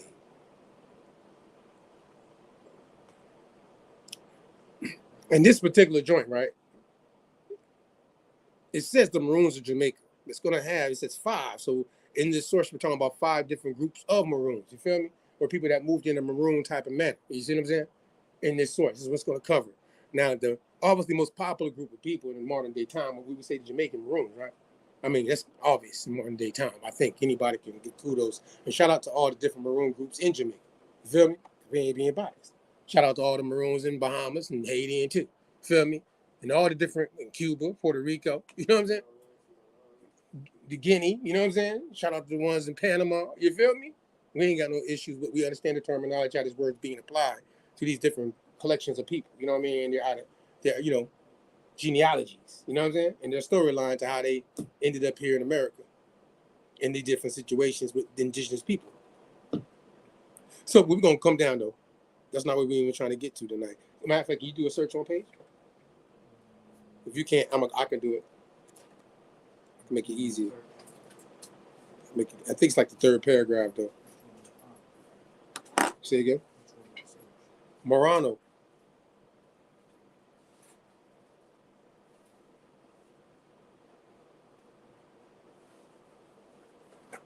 There you go. I was right, though, right? 3rd paragraph, right? 3rd paragraph, see? All right, make that a little bit bigger for me too, please. I need this part to stand out before I go into the other parts, just to highlight all the different individuals who are obviously labeled in this Maroon, you know what I mean, situation here. But the word Maroon is derived according to one etymology from the Spanish word Morano, the wild boar, they say. Now, we just went through the Morano connection and showing you that's the last link just told you they're Moorish Jews, right? That's where the word actually is connected to over there in those areas of Africa, North Africa, right? Iberian Peninsula, South America, and awfully Southern Europe, all them areas. So it says these fugitives, make sure you let you know they're fugitives, being all boar hunters, according to another, from Marani. See right there, they spelled that word Maron with the Y on it. You know what I mean? Kind of close to that word, like how we would look at Mariano coming out from ancient time with the Y, Marian and Anu. You know, funny enough. I ain't gonna go where I want to go with that part. But anyways, it's just a river separating French and Dutch Guinea. See, that's the same time frame when we were there earlier. The other guy was talking about how, you know, the Spanish, obviously, the Portuguese and the Dutch who were in that area of the Guinea over there, and then what we call the Guyanese area, Guyana, the Dutch Guyana, right? Over here, you know what I'm saying? And how them people gained their freedom, right? Fighting in the wars amongst them situations, right? Over trade between them colonies and stuff. And then, boom, you know what I mean? But see, they're letting you know, they're showing you is an understanding connection here. So I'm going to come back from my spot where a colony of them dwelt and still dwells. And by another still, from the word Cimarron. See that? C-I-M-A-R-R-O-N, which is kind of close in variation to that M-A-R-O-N. You see what I mean? With the Y. See, but they put the C in front. And you can take the C-I off of it, and you can put Sue, you feel me? Or S-I, you know what I mean?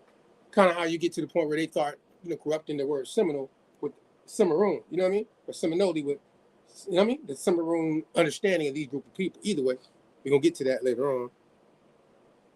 But as we come across what I'm trying to find, I'm going to make sure I get this whole piece to y'all. This is a word meaning untamable and used alike for apes, it says, and runaway slaves. See, that's where that runaway slave come from. Some people in history think that this word maroon only is attached to an African that came off a boat from a white man, you know what I mean? Bringing them here and ran away in the wild, you know what I'm saying? That's not the whole context of what is being covered up here. It's not the whole context of what's being covered up here. This is but whether these rebel martyrs were regarded as monkeys or men, they made themselves equally formidable. As early as 1663, the governor and council of Jamaica offered each Maroon who should surrender his freedom and 20 acres of land, but not one accepted the terms. During the 40 years, 44 acts of assembly were passed in respect to them, and at least £250,000 sterling were expended in the warfare against them. In 1773, the 4 employed in this service consisted of the 2 regiments of regular troops and the whole militia of the island. But the assembly said that the Maroon had within a few years greatly increased, notwithstanding all the measures that had been concerted for their suppression, to the great terror of His Majesty subjects, and to the manifest weakening and preventing the further increase of strength and habitants of the island. Now, obviously, it's one person I want to go into. I get into the rest of them because we can't stay on this one all night, right? It says that the special affairs in progress at the time of these statements was called Cujo's War. Cujo was a gentleman of extreme brevity and blackness, whose full-length portraits can hardly be said to adorn Dallas' history of Maroons. But he was a formidable guerrilla in the Maroon. Under his leadership, and vicious bodies of fugitives were consolidated into one force and thoroughly organized.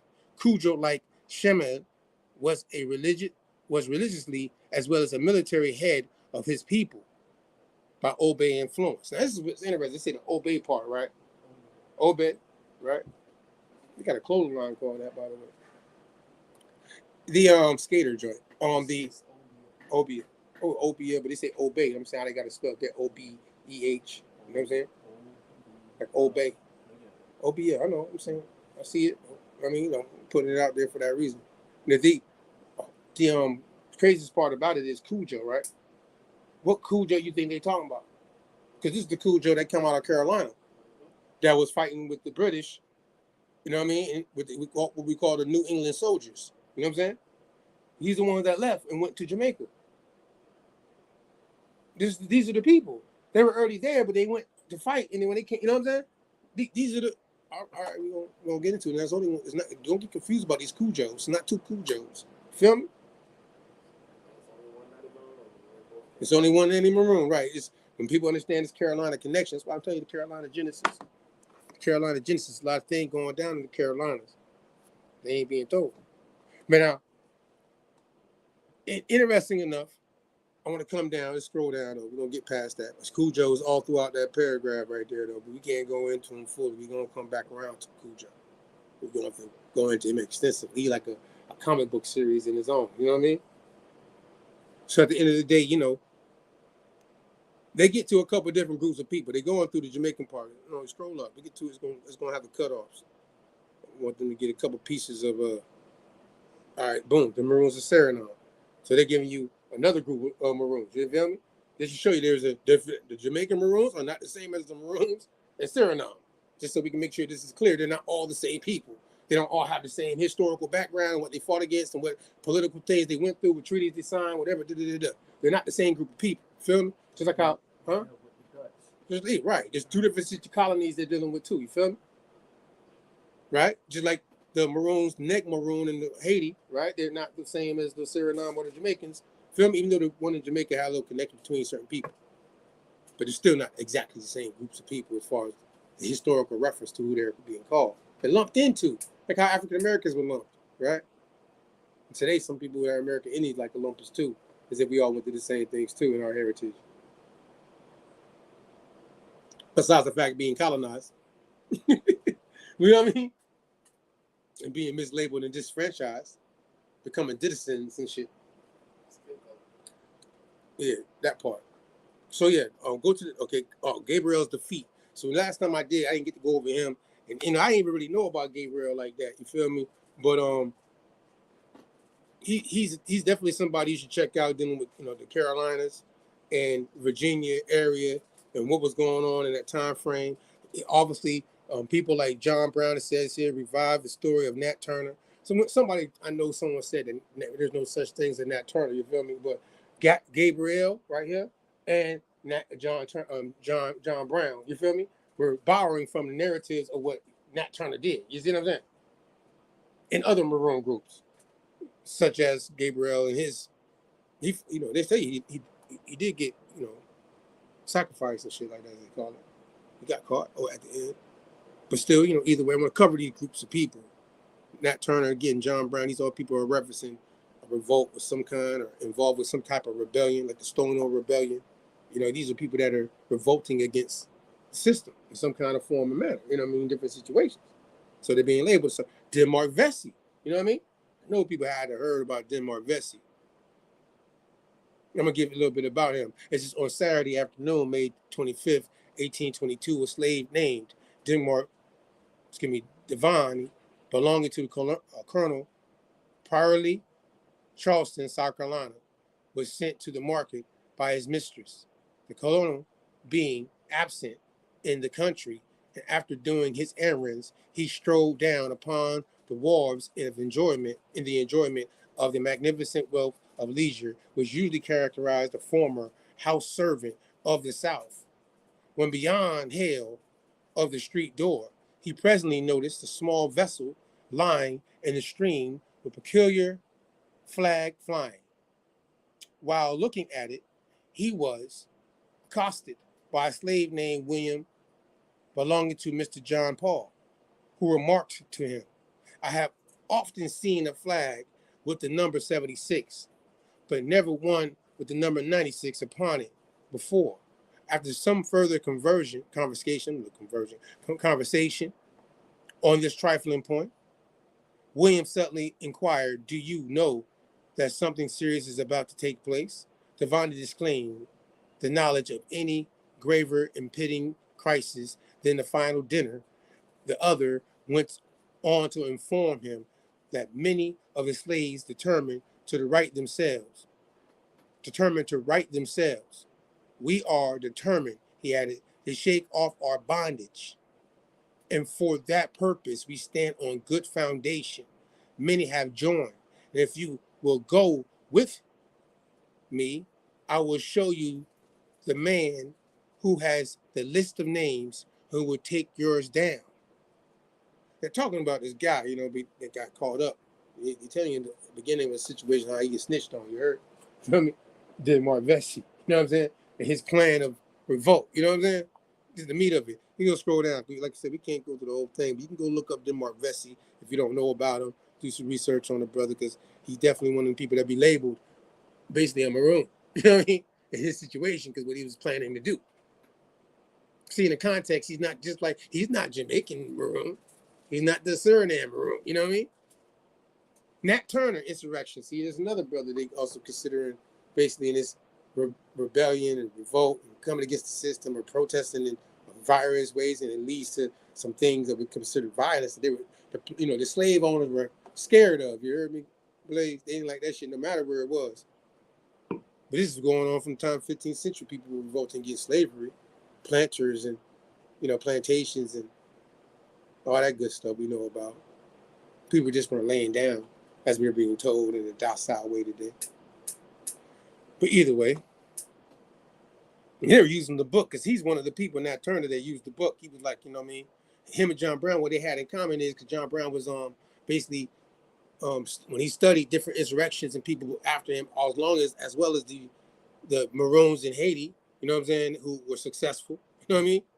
He also, in this situation, understood that Nat Turner had a fever about him with this Israelite rebellion, you know what I mean? That they got out the Old Testament. The Gileads, you know what I mean?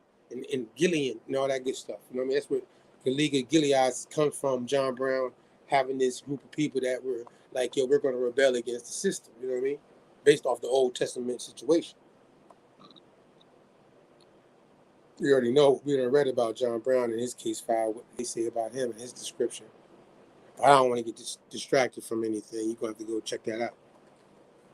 Just come and slide on down. Because like I said, y'all know about Nat Turner. He's nobody new. We got stuff to cover right now. Keep it moving. I want y'all to catch all 5 of these individuals before we go to the next jump. All right. Oh. Maroons, we back at the Maroons, Suriname. We at the footnotes. All right, so we covered everybody. Denmark Vesey. You know what I mean? We're covering different individuals. We just want to make sure you see his different combinations here. We're going to go to my next joint, though. Because something that I know some people might know about the Uchi. You know what I'm saying? I ain't talking about MC Brains, Uchi, Lucci, la la la type joint from back in the day. Feel me? That's old school, right? Uchi, Coochie, la la la. That's old school shit. But Uchi, we're gonna go to that one real quick. And people might be familiar with Chief Langley and the also Walking Eagle of the Uchi. Uchi, yeah, the Uchi Mama would be the matriarch. It's funny how you said that. The Uchi Mama would be the matriarch. I like how you put that there. So when people be like, "Oh, well, who are these Maroons here?" This is not the same group of Maroons either that are coming out of Jamaica or Suriname or you know what I mean, the ones in the Bahamas or the ones in different places that we read before. They're not even connected to the ones that not turned. But everybody's hearing about these different settlements amongst themselves that are living autonomously in their own way and self-identifying and finding their ways to do their own trade and etc. to do their thing. However they do it, that's how you survive. Self-preservation is always first, right? Especially in the Maroon standpoint. But wouldn't be? That's how it opened up when it took you straight there, huh? Let me see if I'm tripping. I want to go to the Maroon connection. And that's where it starts off at. That's where my shit took. Okay, you got to go down. Come down a little bit there. Yeah. Yeah. You want to give them that area. There you go, right there, right there. All right there. All right. So the Maroon camps on the Savannah River swamps. You know what I'm saying? It says back swamp, Maroon camp. Yeah, make it a little bit bigger for me, dog. For the people too, so they can see. This is coming again from the Uchi. I mean, I got to go and see Allensdale, this area myself, when they got the key to the city. Remember, guy? I went and, shout out to the Uchi and the Yamasi. You know what I mean? Stay cool as well. You know what I mean? I can't front. It's what it is historically. And I seen how they gave these people the key to the city. That's why it's going to say Allensdale in this link, and how they're talking about indigenous groups of people along with other groups of people that were considered Maroons, you know what I mean? Either free people or runaways that were living in Indian territory, especially along the Savannah, you know what I mean? I got to see cross over to Savannah when I went to go see this Allensdale ceremony when they gave him the key to the city, his matriarch, the Uchi Mama that you mentioned. And in the situation of it, crazy enough, when we crossed over to Savannah, they had a gravestone, and he knew exactly where to pull up from.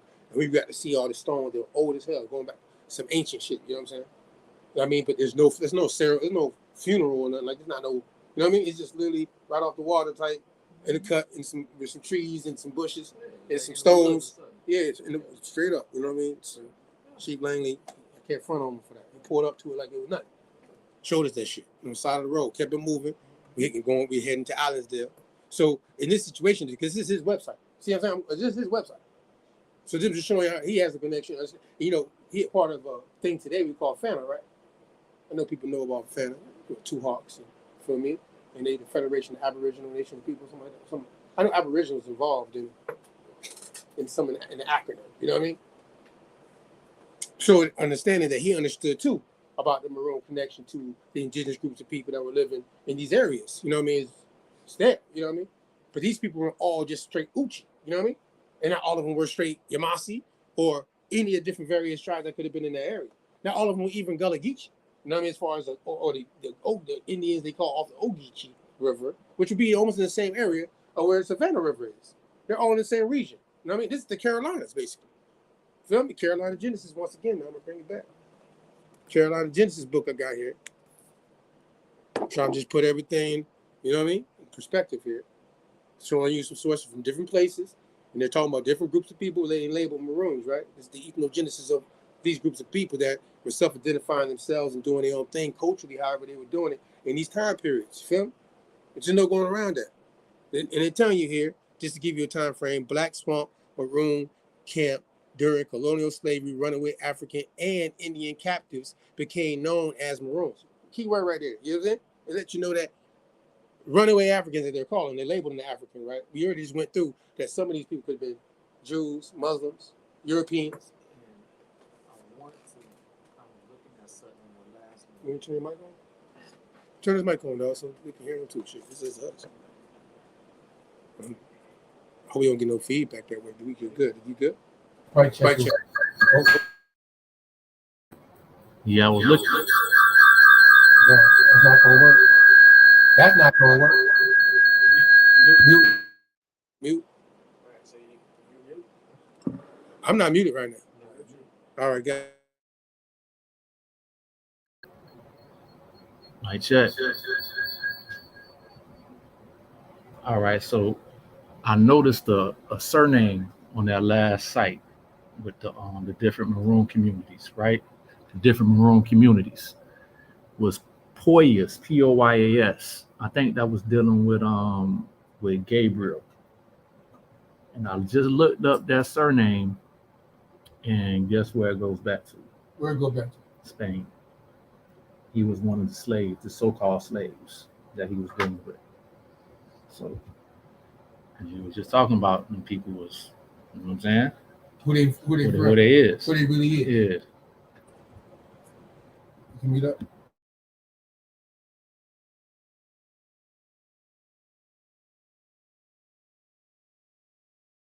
So yeah, in that, you know what I mean, that's a great add-on. I'm glad you got, you know what I mean, God of Green going to give you a little something from the background of it, the research of what we're talking about in this bill. So it's even giving you the time frame, though. He talked about these runaway Africans and Indian captives became known as Maroons. So it's two different groups of people right there to let you know off top that became labeled Maroons in the first place, not just an African. You feel me?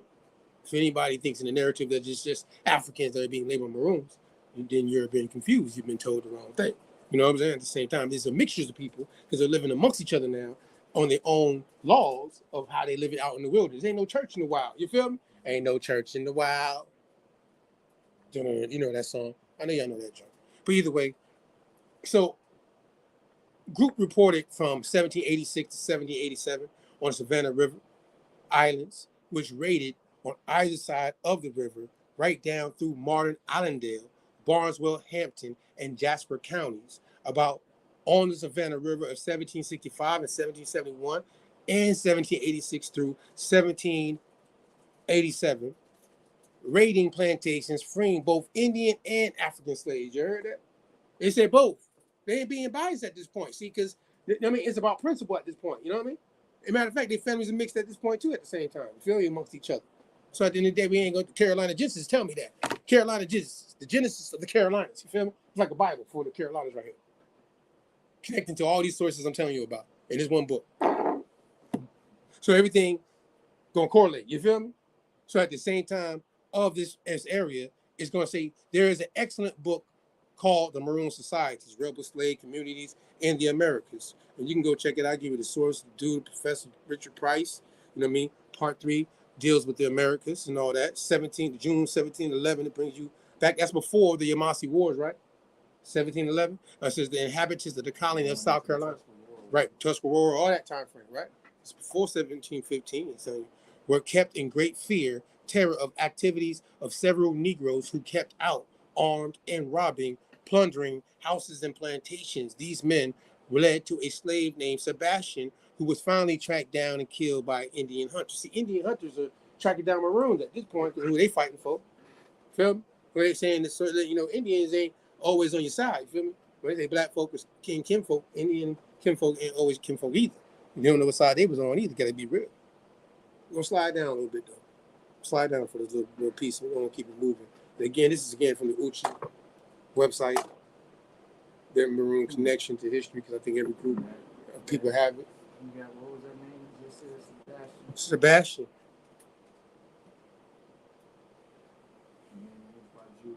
A name used by Jews, yeah. Yeah, Sebastian is definitely like what's James? Santiago is meaning James, like Sebastian is it's Latin, Anglicized, you know what I mean? That's the Morano shit right there. That's the Morano shit. You know what I mean? That's the Morano shit. I'm trying to tell you, there's a connection going throughout this whole thing. We're gonna point it out. You know what I mean? Because we know where this word go back to. They try to tell you just some wild runaways and shit, but technically in history, now I ain't saying that again the Moranos in their context over there, but once they get over here amongst the groups of people they get around, you feel me? Now these people that are actually Indians that aren't siding with the colonial system are being labeled the same thing. Feel me? But over here they're not being called Moranos, being called Maroons. You know what I'm saying? But at the same time, there is a group of people that were Moranos that did come over here and actually fit into the Catholic situation, right? And they were called Ladinos. You see me? Because they fit in. And they went with the European, the Castilian, Portuguese, and, you know what I mean, way of life, and became, you know, what they call good Christians, you heard? new Christians, but good ones. At the same time, we giving you the timeline on this right here, right? We're gonna give it to you the right way, though. See, sources there. You can go check his website out. Give him the top website before we slide to the next joint, right? Uchi, huh? Is at the top. You showing you showing just a seal, though. Savannah Band, Savannah River Band, Maroon camps off the Savannah River Swamp. Shout out to him for this joint. You know what I mean? I remember him saying this to us when we was there. You feel me? He literally said this to us, and then this before the website was out. You feel me? Like he was keeping it real. You know what I'm saying? The mixtures, the people that was in this area dealing with the Sakahachi War that took place at Allensdale. And some white folk literally are honoring these people, literally, you know what I'm saying? Talking about this particular war called the Sakahachi War. You know what I mean? That the Uchi and Yamasi were involved in the town, in the county of the area called Allensdale. And when you go to that area, it's very country, and a number of black folk, and a couple white people were running, obviously the city council and shit, but ain't number black folk running around. And the black folk that owned the land, acres of land, they're just sitting up. You hear me? With these mixtures. You heard me? Okay. We're going to slide to the next link, though. Let's move. Let's slide on. Let's keep it moving. Real history, you know, understanding of the ethnogenesis of people. Yeah, I want to give the Gullah Geechee a shout out, because when I went to Allensdale, you feel me? We literally took the trip and we went to see the Gullah Geechee. You feel me? We saw the Gullah Geechee, though. And we went to go see what they call, you know, Queen Quet. You feel me? She has the carnival every year. It was around the same time frame. So we slid out there. Got to see the, you know, the wild rice sitting on the water and all that, crossing the bridge and all that. You feel me? Getting to that area. You feel me? Out there in the swamp. Yeah. Carolina's like that Carolina Gold barbecue. You heard me? They got that yellow barbecue up there. You heard me? Yeah. Carolina Gold barbecue. You know what I'm saying? Wild rice. So the Gullah Geechee, we're gonna come down though. But obviously, you know, they're gonna have their storyline. And the Gullah Geechee actually technically is gonna say right here. Gullah Geechee Nation exiled from history. America's Maroon. Shout out to American Maroons. Feel me? That's our heritage and understanding of our mixtures and stuff. And when we understand what our plights and what took place, and us still having indigenous ties, knowing that, but we also understand what we've been labeled with and being autonomous in our own ranks at the time. For some of our ancestors that chose to be more autonomous were labeled this way from colonizers. At the same time, those who fit into the system in different time frames integrated. You heard me? Shout out to Jay Briggs, right, with that term, right? And basically became called free people of color. You know what I mean? With the same mixtures, basically. You know what I mean? Ain't nothing really. I ain't trying to divide it. You know what I mean? Because that's that separation that we don't need. Again, though, Queen Quet covers this too, so you can go check her out in the narrative of the culture of that group of Maroons with their mixtures, and they favor more of an African side of their joint. Would you say? How they report on their Maroon culture? Interesting enough. But we know there's some of them vary, right? It's a various. Some of them more go with the African side, go the Indian side. You know what I mean? But that's kind of how those settlements work. You feel me? Based off of culturally, genealogy, and all that good stuff. But you're still underneath a certain region of people that were being called a certain thing. You know what I mean? Sharing culture, language, and linguistics, and all that good stuff. Because they speak fast. You know what I mean? You speak Geechee with it. You know what I mean? You Geechee with it. So you can go check out all these links, though. Go to this joint, Queen Quet, Uchi. You know what I mean? I want to make sure I give them a shout out in this ethnogenesis conversation of the different groups of people that I've met myself that would be labeled this and moving off this situation. So now, you know, we're moving along. We're going to get to the rights of Maroons and international human rights law, something that, you know, came about and people might not know about it, you know what I'm saying? And the laws that these same groups and different groups and various groups of people that, you know, we would say in the general level are American Maroons, you know what I'm saying?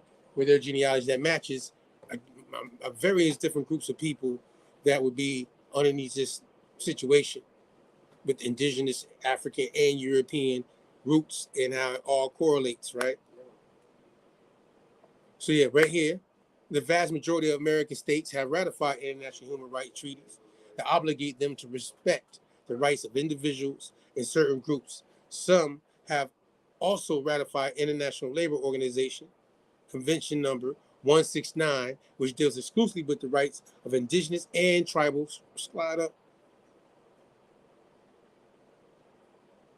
peoples. The rights of Maroon individuals and collectivities are also protected under these instruments. This article provides an overview of the nature and content of those rights, with an emphasis on collective rights. Prior to turning to the substance of Maroon rights, I should point out that states have obligation to give effect to ratify human rights treaties in their domestic law, as without these measures, international guarantees, for the most part, cannot be enforced or enjoyed by the intended beneficiaries.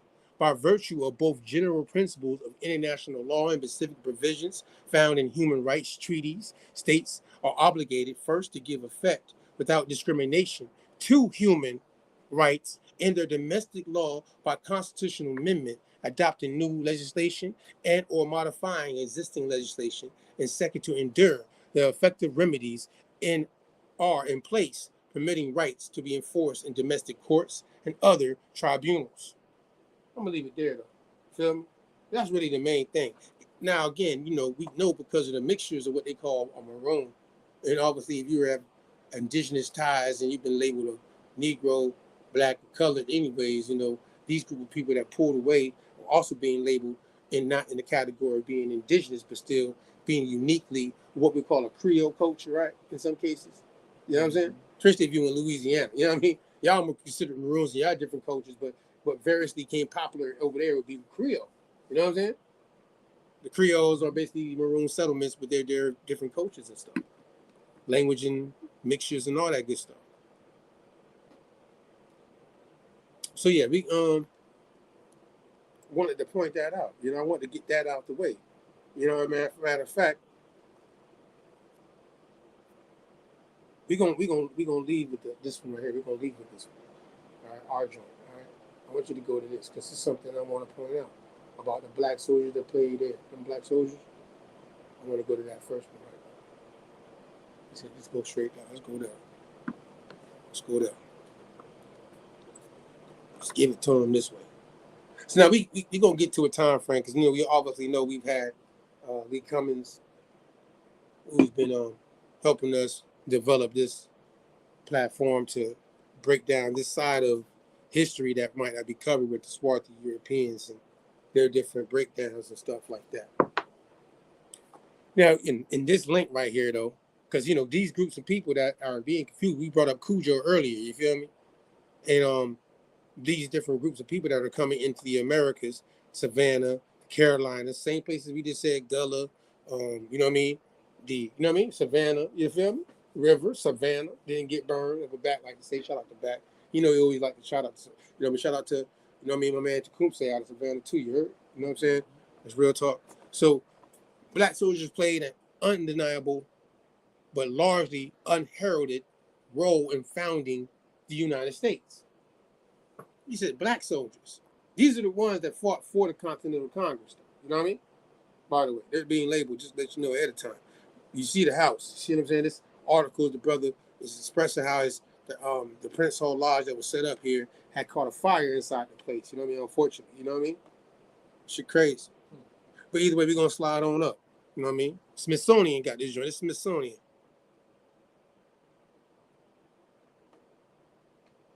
So in this joint, which is just after the dawn of Christmas Day 2020, Clarence Sneed Jr., just to give context to the article, received a phone call, with harrowing news. The Prince Hall Masonic Lodge in the Providence, Rhode Island, was ablaze. Sneed, whose nickname is Grand, parentheses, most worshipful Grand Master, rushed half an hour and drive to the lodge on Eddy Street and found the building engulfed in flames. Now, what's key about this joint, though, again, sorry for what happened to the brother's joint. Obviously they're recognizing it in the Smithsonian because it's a historical place because of the certain Masonic group, obviously called Prince Hall Masonry today. You know what I'm saying? The lodge had a remarkable history that a passerby might not support from two-story wooden structure. A destructive blaze would strike a terrible blow for historical preservation. When it gets down to it, it's just it housed one of the earliest organizations established by African Americans, stretching back to the era of Prince Hall, a black Bostonian. and Revolutionary War veteran. Hall started the first lodge for black Freemasons in his home city of 1770s with a charter obtained from British Freemasons. You feel me? Then it says, in his home city in the 1770s with a charter obtained from the British Freemasons. Then, because Massachusetts white Masonic brethren rejected his application. You slide down. Let's slide down. Just the British, though. Dealing with the British. This is obviously before George Washington, and this is during the time frame where we're getting ready to go into what we call the American Revolutionary War. You know what I mean? And the brother who we're talking about in this article, who is Prince Hall, you know what I mean? Basically, they're saying in some cases that he met George Washington. You know what I'm saying? That this man met George Washington because he was actually one of the people that fought in the Continental Congress. Prince, he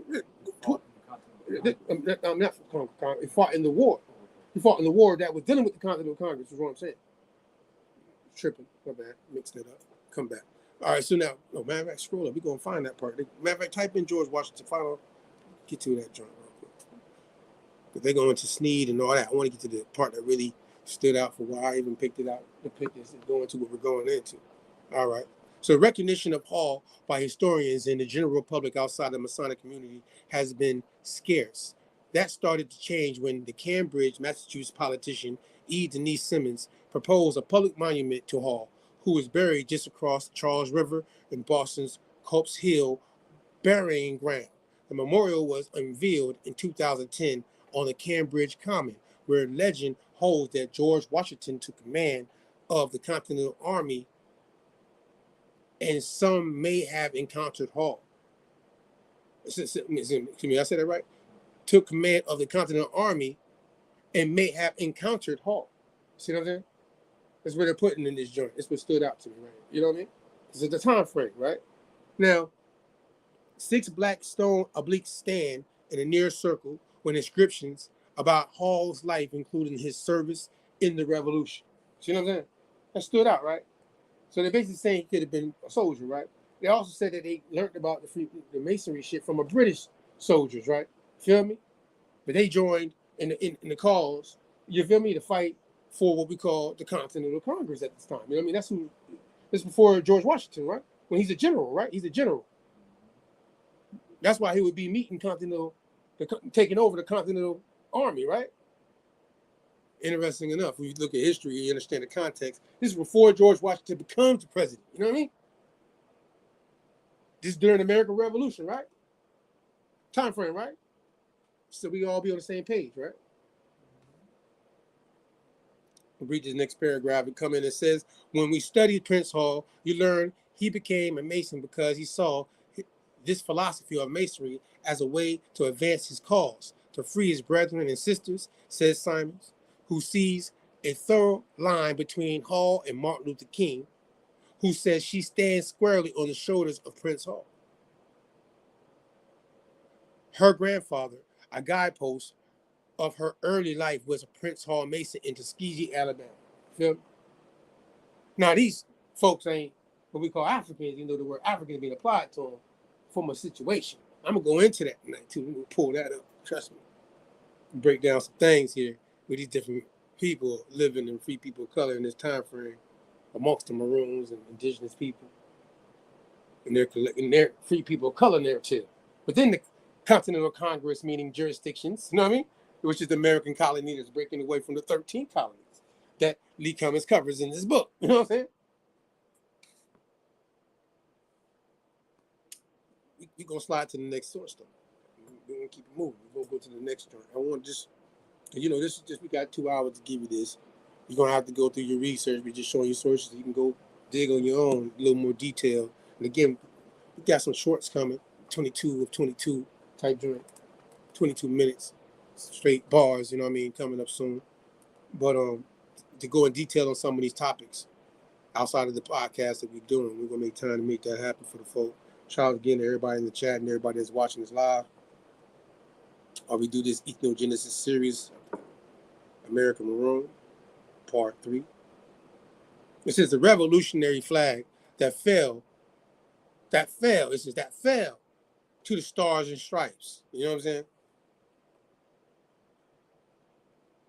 I want you to put that in context. The revolutionary flags that fell to the Stars and Stripes. You see that, God? What you doing? Trying to pull it up still? I need you to scroll up when you get a chair. So this whole situation is in line to understand what they're going into. What happened? Okay. Clyde. Easy.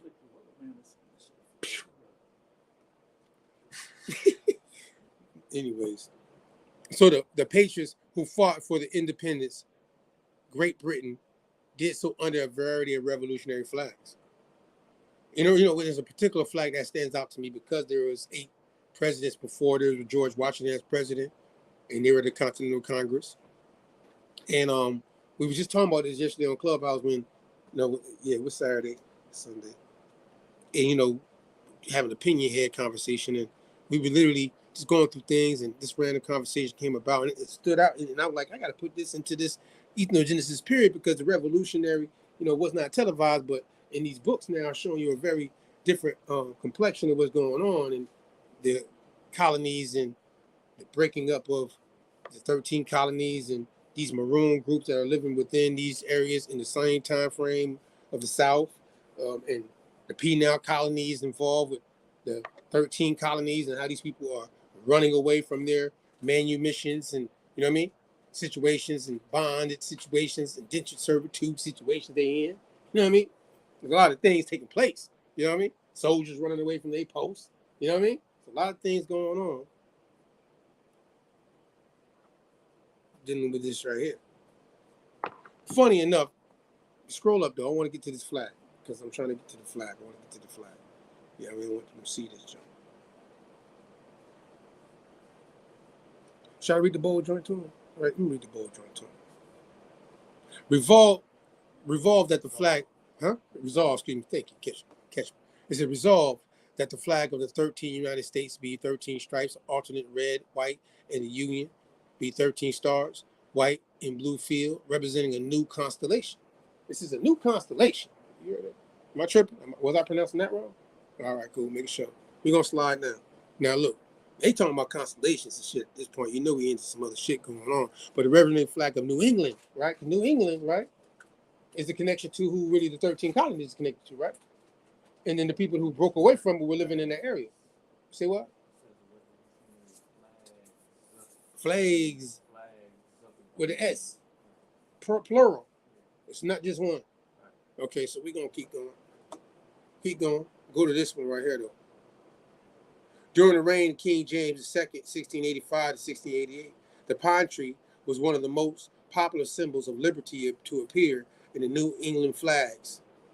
It signified New Englanders were loyal to the crown, but intended to defend their liberties. You heard? Wouldn't that be these people that was with Prince Hall and them, right? They loyal to New England, but they, you know what I'm saying? They're trying to defend their liberties. You know what I'm saying? That's why they're fighting for the cause. You know what I mean? They don't want fighting for the cause because they're gonna get their liberties when they do what they do. They finally hit that point. You know what I'm saying? This is the Continental Congress flag, though. You feel me? It's also called the Continental Congress flag, yeah. Continental flag. The Continental, not the Congress flag, you're right. Continental flag. Thank you for correcting me again. See, that's why I got it in here to catch me here. But still, I'm thinking about the Congress because this is during the time frame before George Washington comes into power. No, they say during the 1775 when homeboy George Washington come in, this flag is what they are flying. These brothers at Bunker Hill. At Bunker Hill, they gonna tell you. They still got that flag with that group of soldiers going and fighting in that time frame with Bunker Hill. And Bunker Hill ain't that time frame. Because it's also called the Bunker Hill flag. Like, matter of fact, it said right there, look. It say the pine tree appeared on a flag known as the Bunker Hill flag. Though it wasn't flown, keep going up. I was going to tell you, see, Continental flag. It's just added the pine tree potency as the symbol of resistance. Riots and stuff going on. Right, 72. Right. So the Continental Congress was 1775. Right. This is before that. But what I'm saying, it goes in to the time frame when these people with the Congress are setting it up, because they're the ones breaking away from the 13 colonies. So this is what's going on when they're breaking away from the 13 colonies to set up this union, which is the Continental Congress. That flag is, like I said, attributed to people who are still loyal, but don't want their liberties. They don't want their liberties to be messed over, right? They're stuck in a position. Yeah. They have a lineage to something, but they're like, yo, we over here still. Like, we leave us alone. Right, now what's going on? You see what's going on over here. You feel me? What's going on? But these people are being labeled. Right. There's some West Africans being very loyal to some Europeans at this time, ain't it? 13th century, ain't it? I mean, excuse me, 13 colony situation, right? Yeah, that part. I'm gonna show that in a minute anyways, too. But anyways, this tree, again, that pine tree, symbolic. You know what I'm saying? Symbolic. You know what I'm saying? It needs to be. And again, yesterday it was random. And it fit right in. I'm like, I got to slide this in. It's connected to this Swarthy, going to the 1775, 83. It's right before it, right? You said it's right before it, right? They let you know there's revolutions and revolts taking place going into the American Revolutionary War. All the friction started. All the friction is taking place. You feel me? And they're like, hold on, man. This ain't working right now. Something adding up. We getting taxed and shit like that and getting representation. You know what I mean? We supposed to be citizens of the situation, but we ain't being treated that way. What's going on? You know what I mean? We done did our time. We done came over here and did what we supposed to do. Why are you know what I mean? Fought and did what you want from us? Either way, though, that damn tree is connected to what I call the cherry tree. You heard me?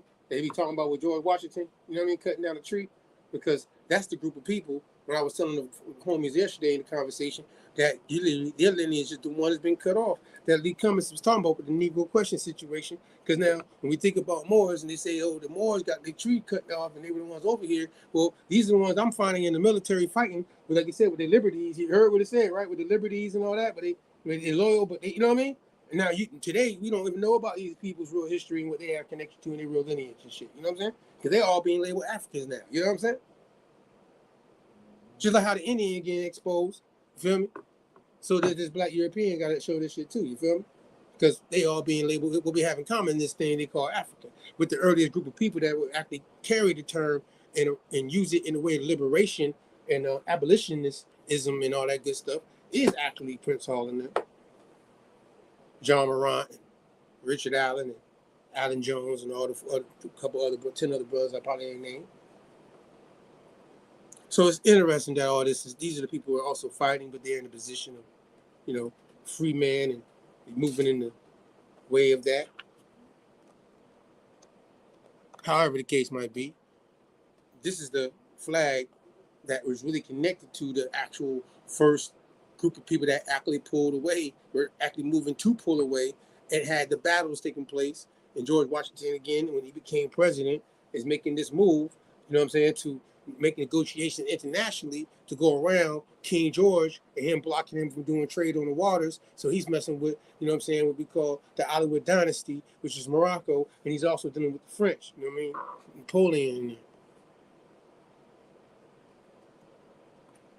got to check that out. And then people revolting, obviously, and some of them running away, going south, like, we don't want no parts of this. You know what I'm saying? We really, it's not our business, you feel me? We're gonna go south and live amongst our people, you know what I mean? We're gonna let y'all up here in the north area do y'all thing. You know what I mean? Leave us be. We going south. You feel me? And at this point, you got white people going south too. They're like, shit, we really don't do this either. You know what I mean? What's she going at? This ain't everybody. But see, this particular group of people that we're pointing out, for instance, definitely have a tie to these groups of people that be honest, honestly and truly, they ain't being very expounded upon, is them Jacobites that Lee Cummings talks about, right? Feel me, God? Them Jacobites that came over in 1715 to 1745. Can you pull up them real quick so we can put them in the time frame of this ethnogenesis of groups of people that mixed in with these indigenous groups of people in different various ways in the time frame of the 17th century? Funny enough that the first ships that they talk about that came over the Jacobites in 1715. You feel me? At the same time when the Yamasee War takes place in 1715. You see what I'm saying? And then 30 years later, they say there's another rebellion that sent the people over here, right? 45. You got the 15 and the 45. You can look it up that way too. By the way. You know what I mean? I think the first one's the ships. You know what I'm saying? The one with the ships. You got it. That's it. I want to show them that shit real quick. Just tie all this in. These different groups of people coming in this ethnogenesis period, going into the revolutionary time from the what we call 18th century, but, you know, from the 1700s going into the 18th century, I should say. You feel me? So we trying to hit them all on a marker. So we cover this part of these mixtures of people and what's going on context-wise. And again, as we give you the word Maroon in the context where the name comes from, doesn't mean that all the groups of people actually have that same exact lineage. You see what I'm saying? But this is where the name origin comes from, and who these people that actually came over originally that mixed in these different cases and reminiscences of their heritage is being, you know what I mean, scattered throughout these different groups of people over time. You know what I mean? But there's other various situations too. They started coming over, the Scots started coming over probably in the mid-1600s. 1600s, right. Mid-1600s. Scots. Jacobites. Yeah, so they've been coming. So in this situation, here we go with the, can make that bigger, that's big. That's too small for me right now. Jacobite rebellion ships. Yeah, give them that. Jacobite rebellion ships. Like I said, we got them. You know what I mean? Got them. Plenty of documentation here.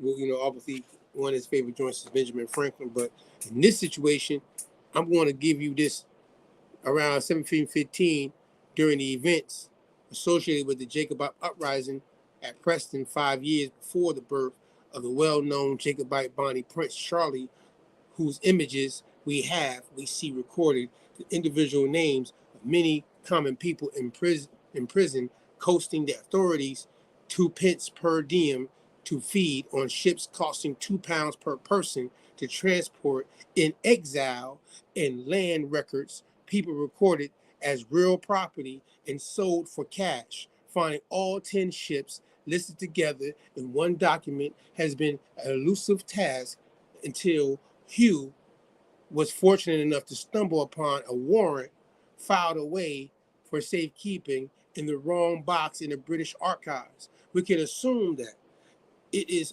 accurate as it is a bill requesting payment from the king for transporting the prisoners on the 10 ships. You may read the transcript of this warrant and view scans of the original by clicking on this line. We're going to go down. I'm going to show you the ships. I mean, they give you time frames and everything. We're going to give you the ships. You see that ship, Susanna? Yeah. The French ship in Belfast. Ship Elizabeth and Anne. They're giving you dates and everything. Ship Good Speed. Ship Africa Galley. Ship Anne. So, you know, right here, he said, caught the first glimpse of the ships a few years ago among Maryland land records when I discovered that my wife's, come over, we get a little ancestry to these Jacobite ancestors. William McPherson arrived in Maryland in 1716 and brought the good speed, carrying the label Jacobite. You know what I mean? You heard? You see that McPherson? For anybody that has that in their lineage, yeah? You got that McPherson, right? Oh, I mean, just keeping it real, right? These are surnames that people would like to say we got from white slave masters, though, right?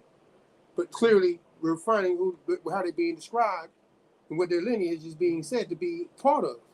Just be real time. Feel me? So at the end of the day, that's 1716. That's around the same time your Yamasee Wars and different things. So all these people, the penal colonies, this is where they being sent. These people ain't coming over here free. God, they're in distant servitude situations. See what I'm saying? Some of them run away from these situations too and go mix in with Indian people. You heard? Some of them actually stayed in position that stayed underneath the colony too, though, right? There was decisions different people made when they got off them ships. You know what I'm saying? Choices. at the end of the day, questions that were trying to be answered based off the Negro question series. And this right here, this provided some answers here. And also, it's a combination because we're not being biased again to these different people now that they're being called Africans. But in this case, we know exactly these swarthy individuals that they're being described on all these different ships manifest, and how, like you said, they got to have the understanding because these people are bonded. You know what I'm saying? So there is a record, you know what I mean, of the situation they're in. You know what I mean? There's a record of it. Right here at the bottom? With the paragraph before, which one? Okay, of course, that leaves me with an appetite for more. There are 8 other ships, however, with destinations like Barbados and the Leeward Islands in the Caribbean. Finding the debarkation list seems a formidable challenge. You see, I said Leeward. There's some Leeward Maroons, right? We just got to reading, but that other source we had Leeward in it. Then, you know what I mean, Cujo and all that storyline. Feel me? Leeward, you know about that, Blaze, right? Blaze in the music, he in the mix in his world right now. Okay, so in that situation, Leeward, you know what I mean, all the different situations, Leeward, up there in Jamaica, shout out to all the Leeward Maroons. There is showing you that these people are being shipped to these areas too during this time frame. You know what I mean? Now we got a 30-year time frame between 1715 and 1745, showing these people what they would call Jacobites who actually still have a Marano connection. You heard me?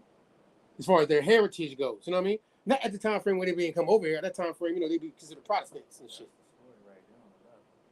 Yeah, so here it is right here. We'll give them that. It says between 1650 and 1775, many thousands of Scots were banished to the American colonies for political, religious, and criminal offenses.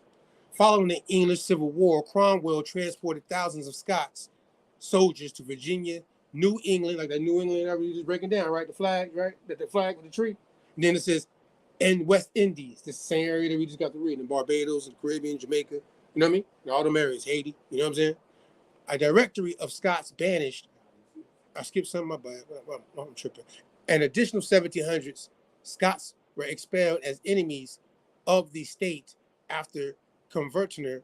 Did I say that right? Covenant, thank you, brother. Rising, and the 1600 men, women, and children were banished as a result of the Jacobite rebellions of 1715 and 1745. A directory of the Scots banished to the American plantations is available at Genealogical Publishing Company. Mr. Dobson, author, provides a list of these banished Scots who are the ancestors of thousands of Americans living today. He has brought together a bulk of information available for each person cited in the directory. Some of the following information is given: name, occupation, place of capture and captivity, parents' names, dates and cause and banishment, name of the ship, and the date and place of the arrival in the colonies. This is an excellent addition to the information we have included here. And if you prefer Scottish immigrants to North America, 1600s to 1800s, the collected works of David Dobson. You know what I mean? Go check that out. I mean, this is a good meat. Yeah, it's a good one, right? Descriptions on Oh no, we're gonna get. I got that. Yeah, I know. I'm saying. I got that. This one, I had to.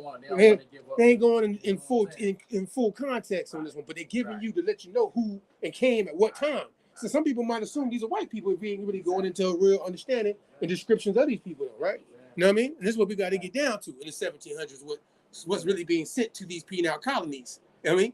They're not white people. Even though I seen one on the ship. I ain't front. Out of all of them was like 15, 20. I seen one. He was like, oh, he's a skinny pale. No offense. I'm just what I read. Either way, you know what I mean? Yeah. So let's go to the next one. Let's go to the next one, bro. Let's slide to the next one. You know what I mean? The Jacobite gleanings. Yeah, let's go to that one real quick. Because again, these are people that are a part of this maroon picture, but they're being labeled Africans. You know what I'm saying? Because they're king of the New England soldiers. You know what I mean? That went with the British, and some of them fought as dragoons, you know what I'm saying? And some of them end up being labeled, runaway Africans and fought with the Lower Creek, you know what I mean? With the Red Sticks and the Seminoles and, you know what I mean? Different groups of the South in Spanish territory and certain things like that too. So it's a combination of migrations of people to have this different, heritage and different things that are going through things and coming at different times. Being labeled still runaways, and if they fought for autonomy in their situation, it was still being labeled Maroons. Like modern day time, we fight for autonomy, or we at least protesting for it. From our standpoint, right, in the 21st century, to have our own shit and have our entrepreneurship, get our shit right, have our own school system, our own, like that's our 21st century Maroon mentality, you hear me? Aboriginal or African or European, you feel me? If you get caught up in the free people of color system right now, you know what I'm saying? Oh shit, we ain't being biased here. But that's why we like it getting straight to the point, you know what I mean? The Jacobite gleanings, though, and details of what we're talking about from the state manuscripts, you know what I mean? Short sketches of Jacobites, you know what I mean? Transportation in 1745 by Matthew Forbes. This right here is hard right here, you know what I mean? This joint, this hard joint right here, you know? We ain't gonna be able to go through the whole thing, but we're gonna, they covering some shit to show, they going through pictures and stuff.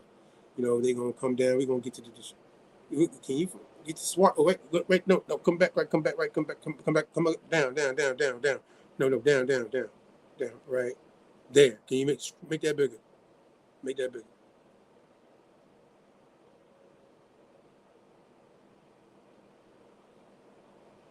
There we go. There's supposed to be now upwards to 1 million English souls in North America.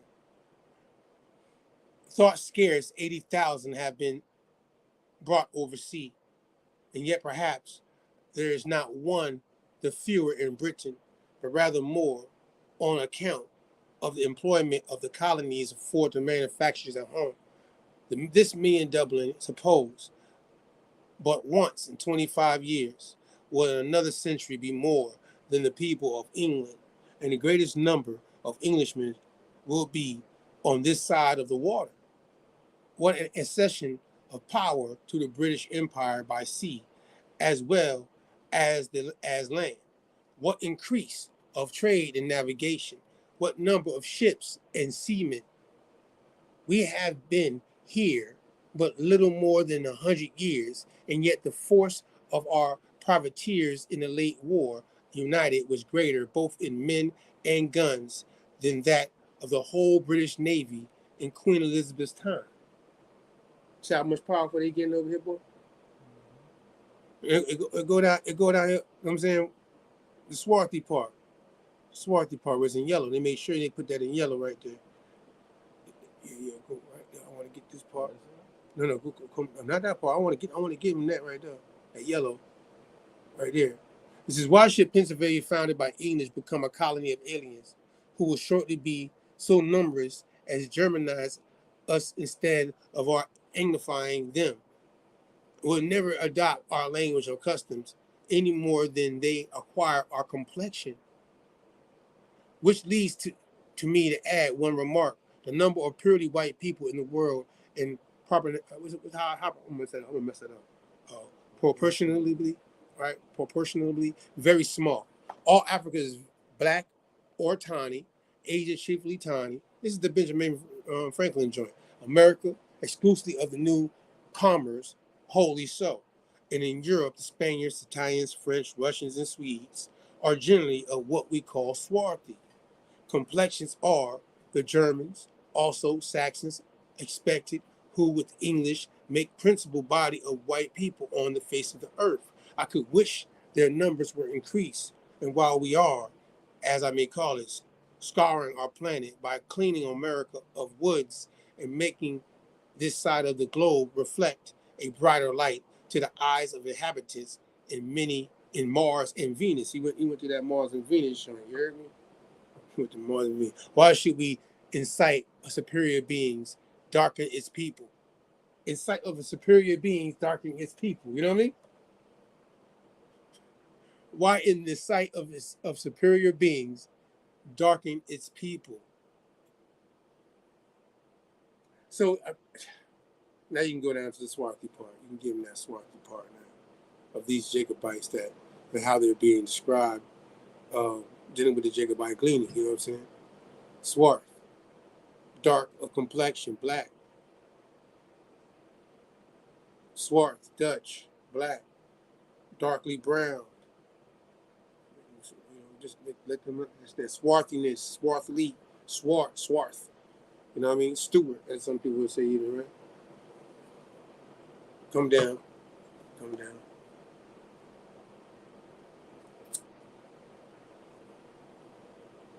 We ain't talking about your hair, by the way.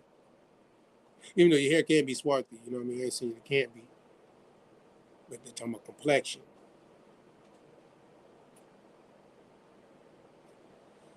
He goes, show him. See this picture right here?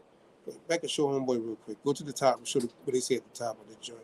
They say, at the time Benjamin Franklin wrote this essay, the swarthy Russians had just been usurped, and their great black Caesar, Peter the Great, had died 26 years before. We're going to come down now. Watch what it says right underneath the joint. See how they depict him. Some people, well, he was swarthy, but, he really wasn't, of a Negro, Well, come down a little bit. Can you scroll over a little bit? I want to read that whole part right there. Yeah, make it a little bit smaller. All right. Quote, the Caesar's is taller, a little bent. His head is bent over. Ordinary. He is black. Has something fierce in his face. He appears to be quick-witted, easygoing, with a kind of greatness in manners, but little sustained. He is melancholy, absent-minded, though approachable and often familiar. It is said that he is sturdy and capable of body and mind work. You know what I mean? So this is what they're, depicting him as in the description of this journal. So yeah, we just want to point out how they got these different depictions of these people. Then when you go to the description of them, you feel me? They're saying something different. That's what they're showing in this Jacobite conversation that we're having about these people that, came over from those revolts as captives. These surnames that a lot of people are finding they have.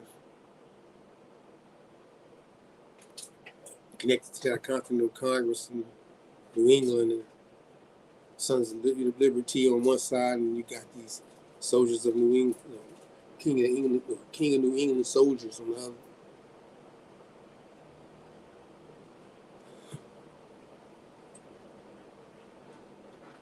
Yeah, make that bigger.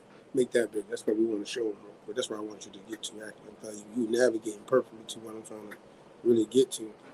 So in the last ship joint, as you said, we just mentioned the ships on the last one, right? This one right here is going to show you, as you see, the last names, first names, and all that good stuff. You know what I mean? Dickerson, Cameron Campbell, Bell, Adams, Davidson, Gordon, Grant, you know what I mean? Johnson, you know what I'm saying? All these different names. Just give you some names. McLean, Keith, George, you know what I mean? McIntosh, McPherson, McLeod, Monroe, you know what I mean? Just different names here. Murray, you know what I mean? Morgan, you know what I'm saying? Kennedy. All these different names right here. And then we're going to go, and they even tell you the skill set they have. You see that? Let you know some of them, the profession. They tell you some of them laborers, weavers, servants, millers, hardsmen, you know what I mean? Carpenters, taller welder, you know what I mean? Husbandmen, and all that good stuff. They tell you the county they came out of, tell you their height, you know what I mean? So a lot of them was about mid-height. They ain't that tall. You hear that, right? They small.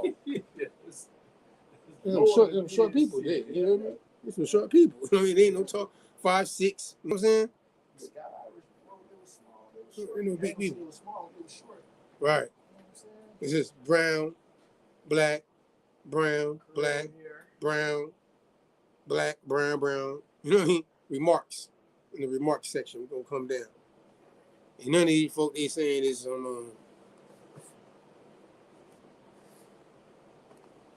they got one though, right here. Check homeboy right here.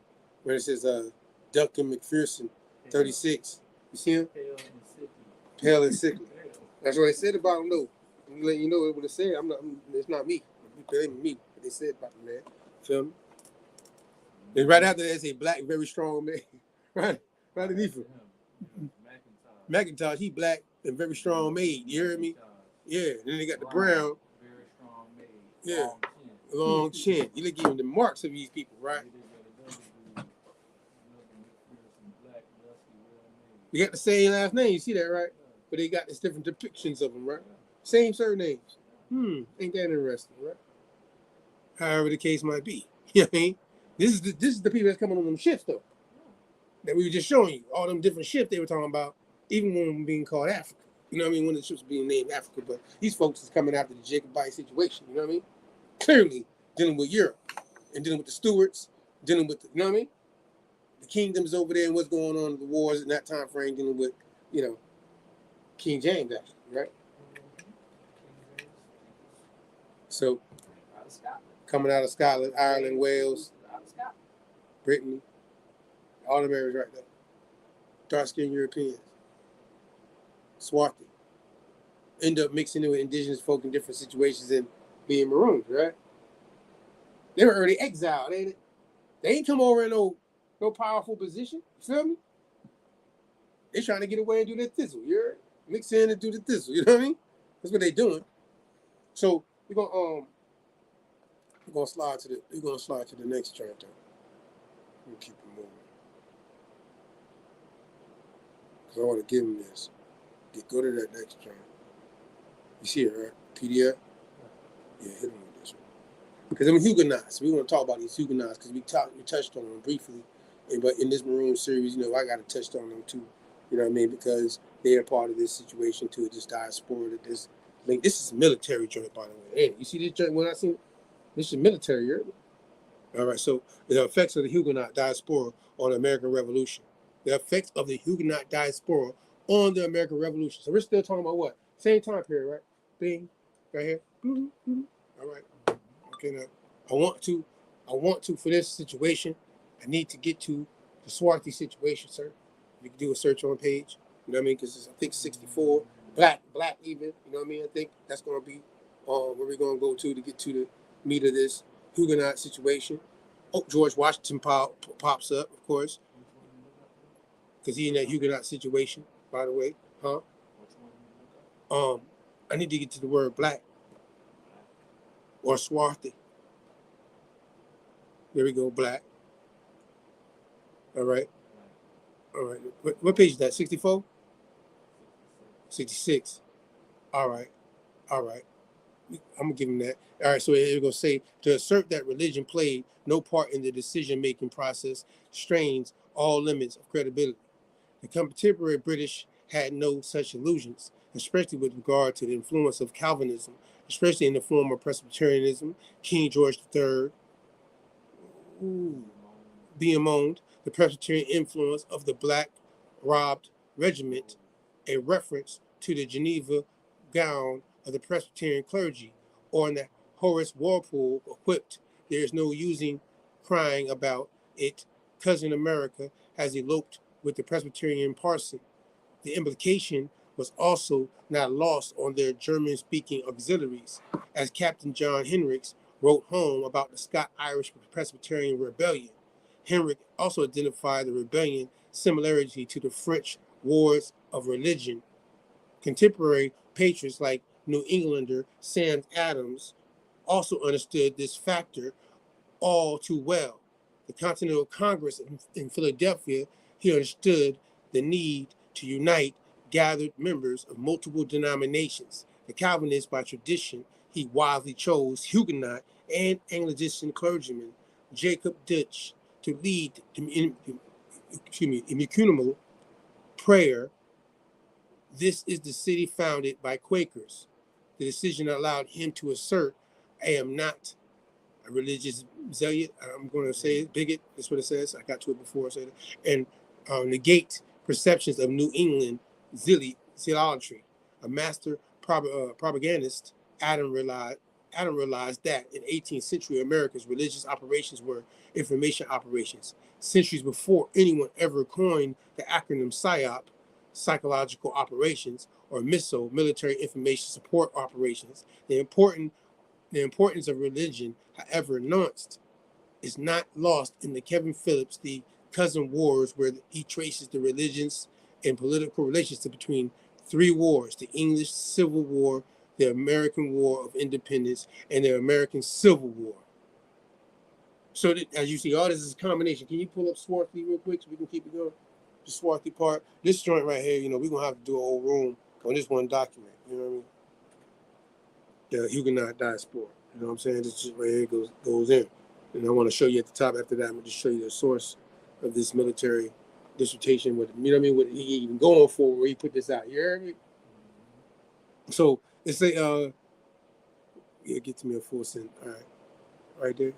All right. Given the background, it should be no surprise that young Rutledge would remember Henry Lawrence in their first meeting as a swarthy, well-knit man, below medium height, clearly a Huguenot. Years later, come down, read that part. In South Carolina, Charles Pinckney would win hand of Lauren, 18-year-old daughter, married Eleanor in 1788 marriage. Pinckney would joyfully write his friend Rufus King that he had married a little French girl. A couple years later, Pinckney would exalt the benefits his wife Huguenot heritage to James Madison. This is an attempt to gain a minstrel appointment from Thomas Jefferson as he proposed, slide down, on the Swarthy man move. He's had a Huguenot move in this situation. Some advantages in having a wife bred altogether in France and England, to whom the French language is properly her native tongue, as she writes and speaks in full as fluently as she does English. So yeah, it's gonna be all tied in with these Huguenots and their diaspora and their effect. No matter if this is another word, I'm gonna need you to see if it's in here. I don't know if it's in this one. Before you move, let me just check something real quick. We're almost at the end of this, you know what I mean, this conversation for these joints tonight. Hold on. There's just a lot of, you know, again, we can't cover all. We're going to do a whole room on that joint.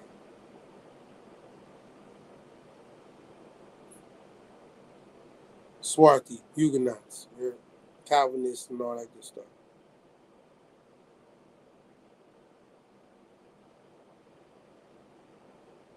So I'm going to tie that together. We're going to slide on this one. Can we go to the next one? I always want to kind of put that in. Matter of fact, no, go to the top. Show them the source one more time. Go back to the top for this joint. Go to the top.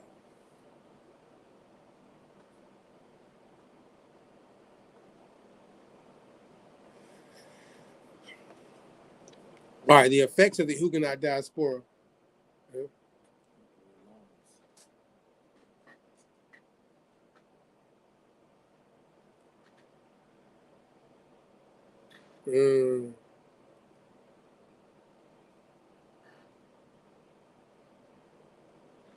Interesting. So this is the effects of the Huguenot diaspora on the American Revolution. And then they're going to come down, give them a little bit. It says, a thesis presented to the faculty of the U.S. Army Command and General Staff College and partial fulfillment of the requirements for the degree, the Master of Military Art and Science, Military History. You know what I'm saying? This military degrees they're going to have to put in this work about these Huguenots and stuff. You know what I mean? They know, military knows who's who. Feel me? Just let y'all know that too. If you didn't know, they don't think you don't do reports and stuff on this shit. They is. You hear me? Just to put that out there to y'all. You know what I mean? They know who the Huguenots is. The public might not generally know their history, but military does. Type shit. You hear me? Yeah, man. So yeah, we're going to get to this other joint real quick. I want to get to some French connection with these Huguenots, right? And how their impact they had on the American Revolution and the people that were actually labeled Africans because of their Huguenot influences in the Philadelphia experiment with William Penn and Chief Tammany and all these groups of people. Huh? Yeah, it's a Philadelphia experiment.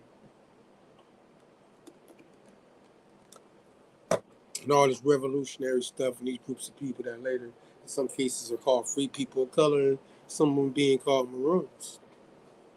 Full text of the Protestant exiles from France, chiefly in the reign of Louis. That's 14, 16. Sure, 14. I thought so. Or the Huguenot refugees and their descendants in Great Britain and Ireland. You see that? I'm putting a connection together for you. You can see some of them ended up in Great Britain and Ireland. You feel me? Huguenots, right? That's why I'm lining them up like this. Now I need you in this meter joint because it's not going to have time to read through this whole either. It's a lot here.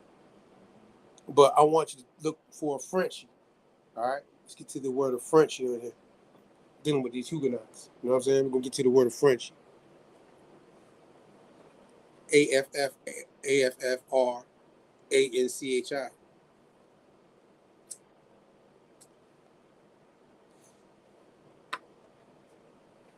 Yeah, make it big. Make it big for all the people to see. You know what? I want you to do this though. Come down a little bit before we go into that word. No. Go up a minute. Go up. My bad. Go up because this is gonna give him some meat right here. Tying in right here. All right. It appears that in these times the word refugee had not been coined by the English, nor had its French participle root rufic been brought into use as a noun. In fact, the French do not seem to have ever coined such a noun. Franquist roofage ought to be translated sheltered Frenchman. Professor Wise called. Can you make it smaller so I can see the whole thing? I'm gonna type right on this joint. There you go. All right. No, don't make it. Yeah, there you go. All right. So Wise called the worldwide community of Huguenot refugees refuge, but added that such is not pure French. No less savon bin. Neither had the word stranger or stranger been then applied to refugees. But Meej has the word, the fugitive, one that flies or is fled out of his country. Also the phrase to fly to place for shelter, say refugee, you know, that good stuff. See, he fled to me for shelter and get, you know, the French variations and all that right there, right? And this is the Frenchman. He says, note that here, though, the word Frenchman was wont to be used for every outlandish man. He seems to have rather understand the privilege of denization. You know what I'm saying? You see that word? DINIZATION? Denization? All right, look. Denizen. Here it goes. Denizen, DENISON, or denizen. And this is reconcile a Frenchie. Parlay, it's going to the French. It's the French. I'm trying to read it in French to y'all tonight. You know, my pronunciations, right? Par letter du rôle, Q inverté de ses lettres, joint et per press de mes. I've been practicing that. But I'm going to skip down to the English part. I ain't going to mess with them. Right here, it says the word adenosine signifies in law an alien in franchise, which is that word of Frenchy, in England by King's Charter and enabled almost in all respects to do as native subjects, namely to purchase and possess lands, to be capable of any office or dignity. Yet in short, it is short of naturalization. It says, yet it is short of naturalization. You heard that, right? That's the same position the African American was in, correct? Free people of color before the 14th Amendment and all that, right? Later on, right? Let's make sure we correlating what's going on here. The word of Frenchie, you know what I'm saying? And who these people are free people of color in a position of? They're denizens, citizens, you know what I mean? They're a denizen position, you know what I mean? Why they fighting for liberty, but they fighting for the liberty earlier, right? They're like, hey, brother, we with y'all, but you know what I'm saying? We need our liberties, you know what I'm saying? Because they're in the position of a denizen, you know what I'm saying? This is the Frenchie. Some of them ran away from that situation and labeled Maroons, you heard me? They're like, yo, we ain't gonna stay in this shit, you heard me? This ain't gonna work. Take our own route, like how y'all did with the Iroquois. We're gonna take our route with the Creek and different other people, you know what I'm saying? Fuck all that. But at the same time, either way, again, going back to this freedman status that is connected to this word Frenchie or enfranchised, and how our charter enabled them to be able to move as native subjects, namely to purchase and possess lands, and also be capable to hold office. And you can have a slave. You heard me?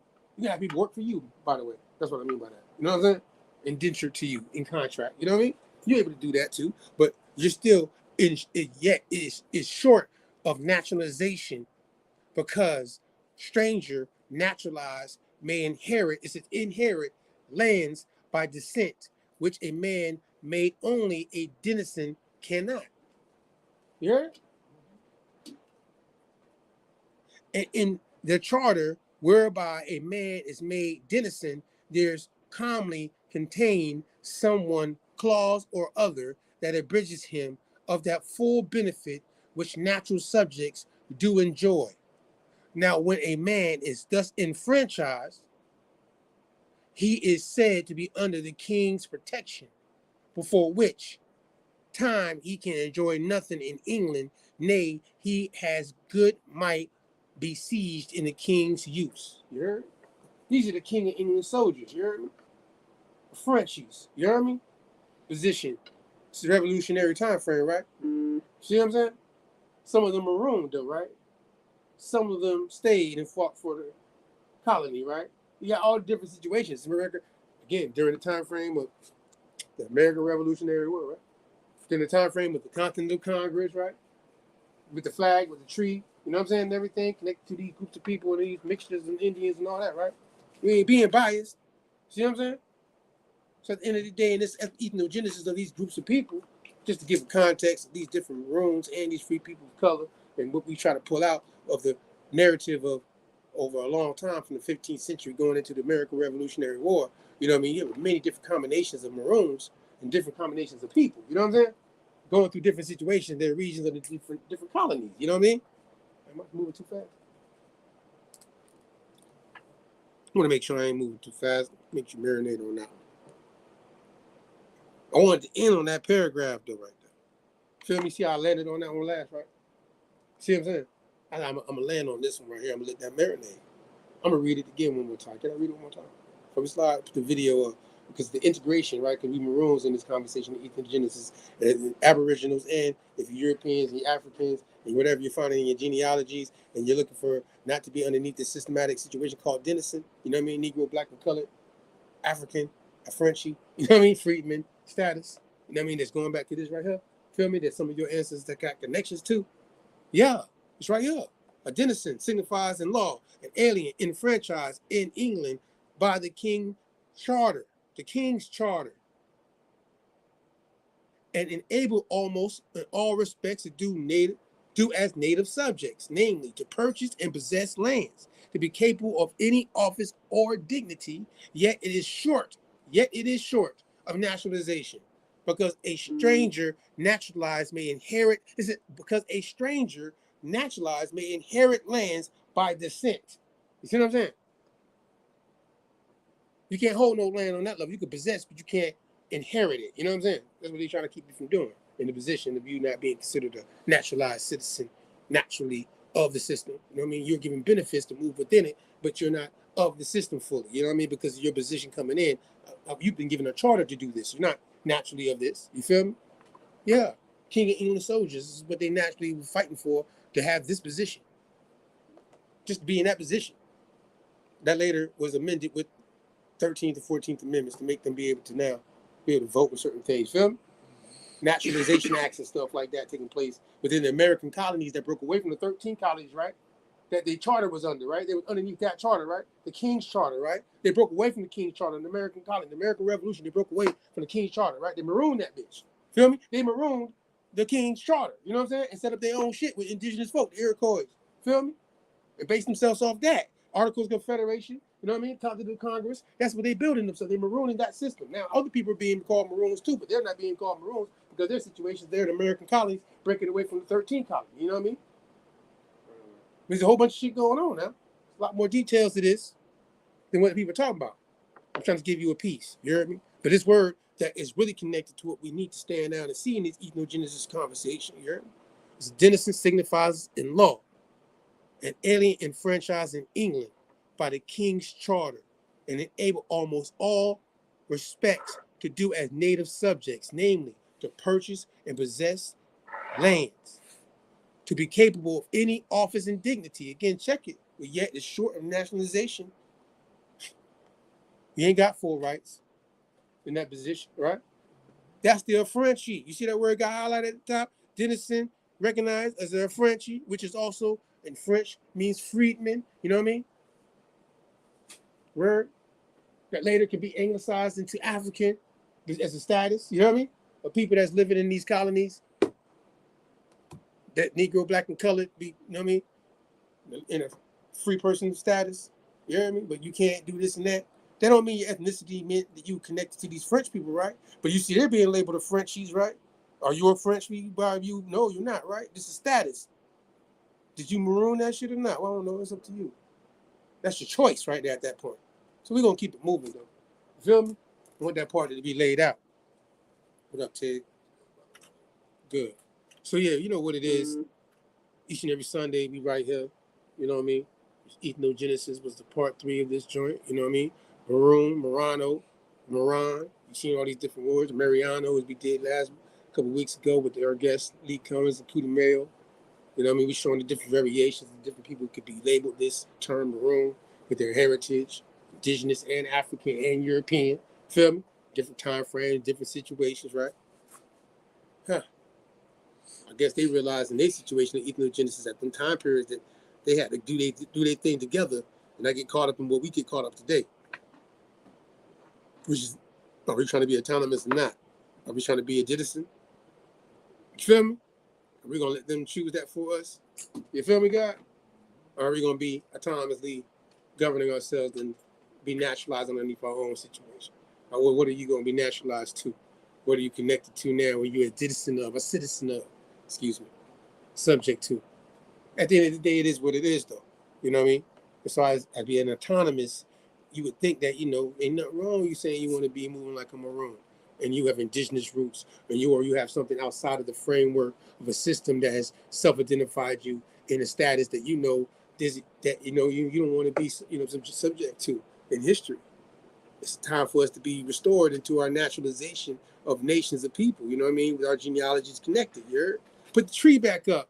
I would say they chopped down the church. You put the tree back up there, and show what really happened during the time frame with this American, this revolutionary time frame. Right? You got some people that still rebel naturally. Without even knowing nothing. Naturally. I don't want to be part of that shit. It's real talk. There's a lot of shit going on. I'm telling you. So natural. There's a lot of information going on out here. But again, we appreciate you tapping in with us either way. We go, give me that integrate before we go. That video from last week. Play that video, and then Blaze, you can take us out of here, man. Give us a couple songs to slide, and let's want to leave on that one. It's cool with me. That integrate fit the energy, like I told y'all, telling me Aboriginal. You heard? Get him out.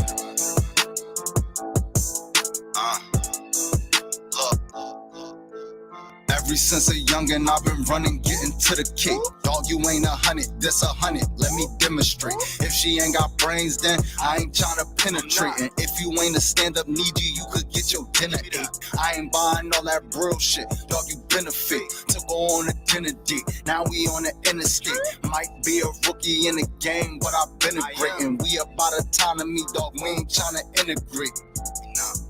Man, we ain't tryna integrate. Was broke back then, now the youngin' seeing different kick.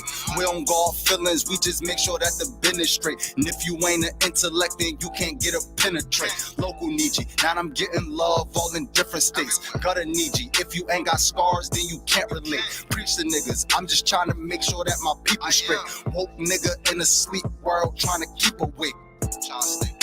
Man, I'm just trying to keep awake. Bodies dropping in my city, damn Perry, keep awake. How another black man, your op, make it make sense. When the system got y'all niggas going through the same shit. Ever since a youngin', I've been running, getting to the cake. Dog, you ain't 100, this 100, let me demonstrate. If she ain't got brains, then I ain't trying to penetrate. And if you ain't a stand-up needy, you could get your dinner ate. I ain't buying all that real shit, dog, you benefit. Took her on a dinner date, now we on the interstate. Might be a rookie in the game, but I've been a great. And we about autonomy, dog, we ain't trying to integrate. Say you shoot, what's your resume? Let me see the proof. Drilling shit, where your gang at? Let me see your troops. Getting money, pull up stunting on them. Let me see your coup. Genocide, they pointing weapons at you. You don't even shoot. Real nigga, how you say you real? You don't love your peeps. Family man, Ron, feed your family, nigga. Fuck the streets, sliding on each other when the government the enemy. If we come together, we got power, nigga, in the beef. For real, nigga, in the beef. If you ain't getting money, ain't no reason to be in the streets. Striving to be legends, we ain't trying to be a memory. And now you ain't my nigga, you my Niji Aborigine. Ever since a youngin', I've been running, getting to the cake. Dog, you ain't 100, that's 100, let me demonstrate. If she ain't got brains, then I ain't tryna penetrate. And if you ain't a stand-up needy, you could get your dinner ate. I ain't buying all that bro shit, dog, you been a fake. Took her on a dinner date, now we on the interstate. Might be a rookie in the game, but I've been a great. And we about autonomy, dog, we ain't tryna integrate. We ain't tryna integrate with none of y'all. Autonomy over equality. You already know what it is. Yeah, you know we had to play that back. I told him we gonna run that back. He got the autonomy and that, you know what I mean, that Aborigine in that joint. You heard? Particularly, as you know, we shout out to all the indigenous folks out there. Shout out to all my Maroons out there, my Maroons out there. You know what I mean? We moving in, we trying to move in an autonomous manner. So that's a like-minded thing that brings us together. And we ain't beefing about what our different things is going on within our family structures as far as genealogy concerned, because at this point we're trying to move a certain way. We have an understanding of how we're gonna move, and we're gonna move in that manner, the Aboriginal autonomous manner, you know what I mean? You can see the examples of that in a lot of different Maroon communities, you feel me? That's what they was able to put all the other stuff aside to get to the understanding what they need to do. Shout out to the Yacht Seminole, free people, Muskogee, you heard me? That Maroon, you know what I'm saying? Came together and did what they needed to do during the time frame of the Seminole Wars and the Gullah Wars and all that good stuff, you feel me? But yo, either way, this is the Ethnogenesis Part 3 of the American Maroon. We have Music Media Lounge through the campaign. You know what I mean? Do our damn thing. It's your boy Mac Aether. Shout out to Guy the Green, Super Plays, Baron P, Firebird, you know what it is, Social Club. You know what I'm saying? Shout out to Jay Ingram. Shout out to, you know, Mr. Net. Shout out to Kumse, you know what I mean? Some of our new folks that slid in on with us, pulling up on the party and shit. Appreciate y'all, you know what I mean, for the support and love. At the same time, too, each and every Sunday right here, 8 to 11 o'clock. You already know what it is, you know what I mean? Tap in with us. Different guests, different builds, etc. Don't forget the 22s coming up with the shorts, you know what I mean? Blaze.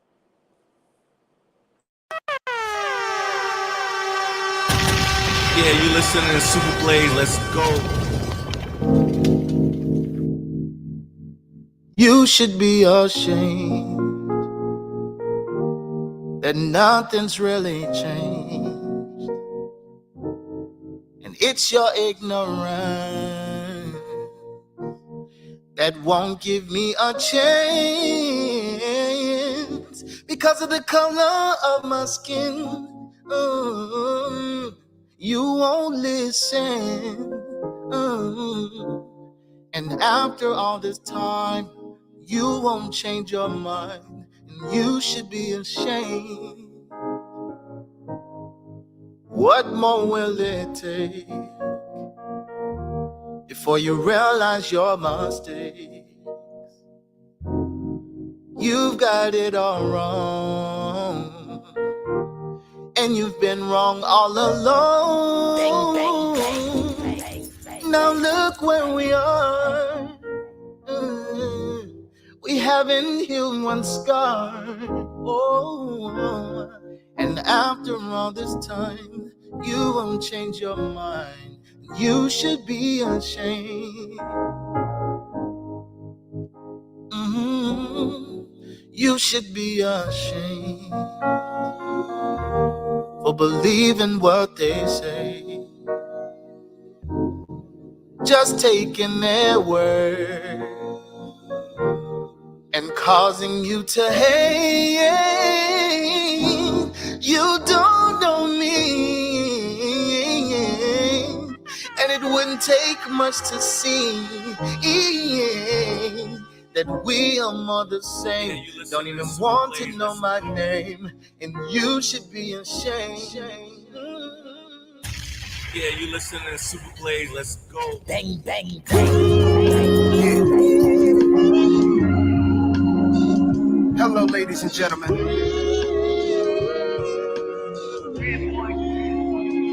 I made fade famous, became famous. You be on my chest, that's the stainless. Amazing amazing grace, I'm gracefully aging. Without masonry, I made more paper to play with. No rap in my playlist, soul rhymes on my day shift. Yeah. One more time for the top. You know what it is, man. Hello, ladies and gentlemen. About that time, about to roll out of here, you know? I made the fade famous, the chain famous. QB on my chest, master stainless. Thanks for pulling up, y'all. I'm gracefully aging. Without masonry, I shout out to Anthony Marie. What up, mama? With no rap in my playlist. So peace. My day shift. So can I breathe? Can I walk? Can I speed? Can I talk? Can I floss without you wanting me? I'll line the chalk. Family gossiping, pocket watching him. Jealousy keeps blossoming. Hey, let it box me in. Cause you are not a king if you can't come out a thing that you got yourself in. Claiming nobody helping. The stupidest part of Africa produced blacks that started algebra, proof facts. Imagine if you knew that as a child, bro. How I remember things, remember crowns, remember kings. They want your reign to cease. You a king, you will be next to me doing your own king shit, most definitely. With so say less when I speak. Y'all estrogen speak, respected by kings only, address me as chief. Invested in things only a vet would. Only lames front on kings. Shouts to all the chiefs out there. Creeps, you mad at my niggas, and any woman with interest in me. You could have made it, it was good. Look at all the time wasted, now you gotta retract. Time for the intro. All you had to do was tell the truth, like, fuck all the fake shit. You should want every brother to make it out. But brothers want trophies, they troll for clout. Rap is weird flex, but okay. You ain't as ill as you think, you just okay. You got press in the hood, fix your jibs up. I'm on top, stop fighting it.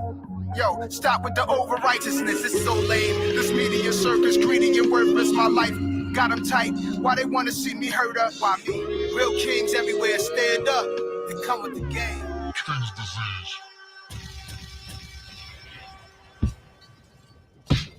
I'm with this complexion. Two step. Complexion don't mean a thing.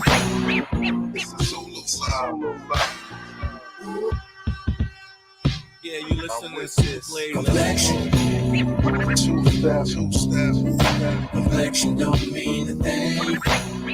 It's a solo vibe. Ooh, complexion. Two step. It all feels the same. It's a solo vibe.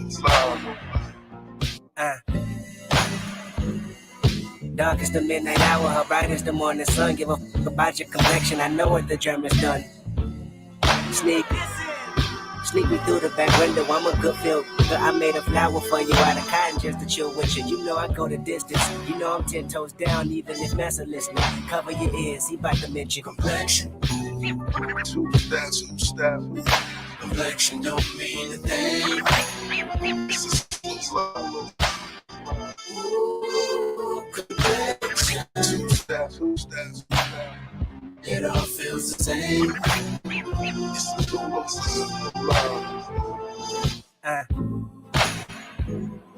Dark is the midnight hour, her bright is the morning sun. Brown skinned, but your blue eyes tell me your mama can't run. Sneak me through the back window, I'm a good feel. I made a flower for you out of cotton just to chill with you. You know I go the distance, you know I'm 10 toes down even if Massa listening. I got the world attention, so I'ma say something that's vital and critical for survival of mankind. The feline color should never rival. Beauty is what you make it. I used to be so mistaken by different shades and faces. Then Wick told me a woman, this woman loved the creation. It all came from God, then you was my confirmation. I came to where you reside and looked around and see more sights for sore eyes. Let the Willie Lynch theory reverse a million times with complexion. Two step. Complexion don't mean a thing. It's a solo vibe. Ooh, complexion. Two step. It all feels the same. It's a solo vibe.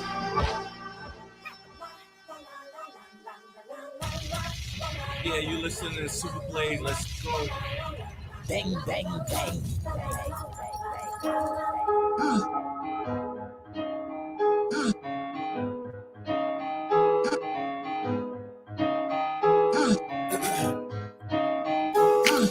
Hold on to me.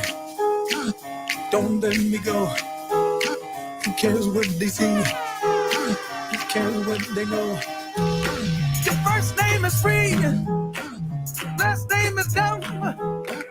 Cause you still believe in where we're from. Man's right flower, it's in every living thing.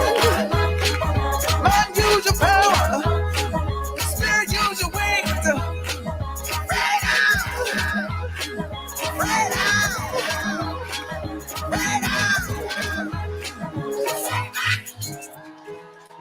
Before we leave you guys,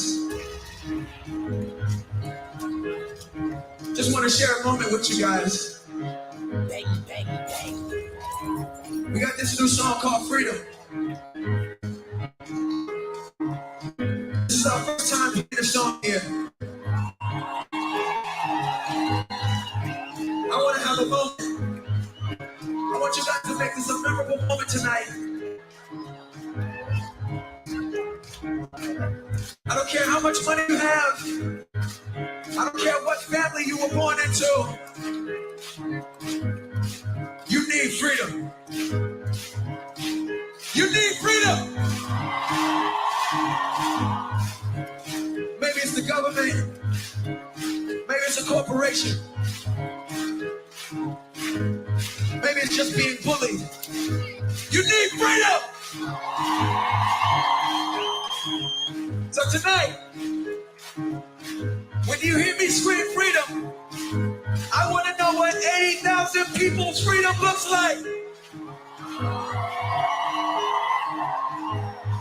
How many are you with me?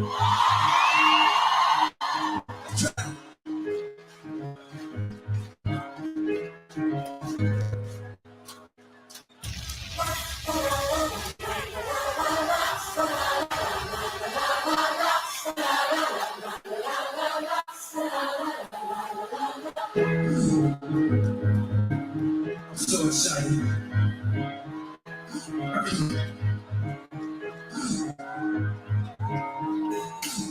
Hold on to me. Don't let me go. Who cares what they see? Who cares when they know? Your first name is free. Last name is dumb. It's just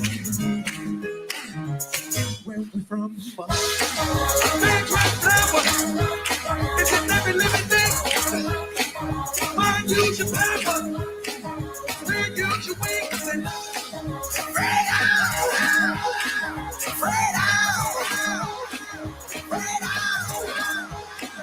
Freedom! Freedom! Freedom! Freedom! Hold on to me. Look, don't let me go. Just need to eat. Let me. Your first name is King. Last name is Shout to Sean Mills, what up? Peace, peace. Come on. What up, Trail?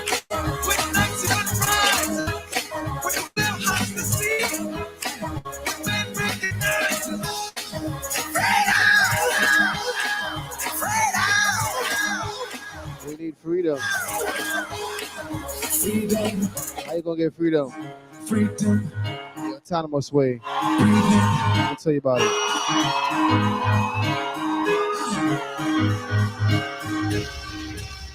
Yeah, you listening to Super Blaze. Let's go. We don't want no devils in the house. Yes, we Lord. want the Lord. Yes, That's Jesus. it. Yes, God. Yes. Jesus praise the Lord. Yes, God. I got two more before I get out of here. Yes. We don't want no You know what it is, man. It's the outro. Campaign Make Super Blaze. 8 to 9 o'clock every Sunday right here. We on a ultralight beam. We on a ultralight beam. This is a God dream. This is a God dream. This is everything. This is everything. Deliver us serenity. Deliver us peace. Deliver us love. Yeah. We know we need it.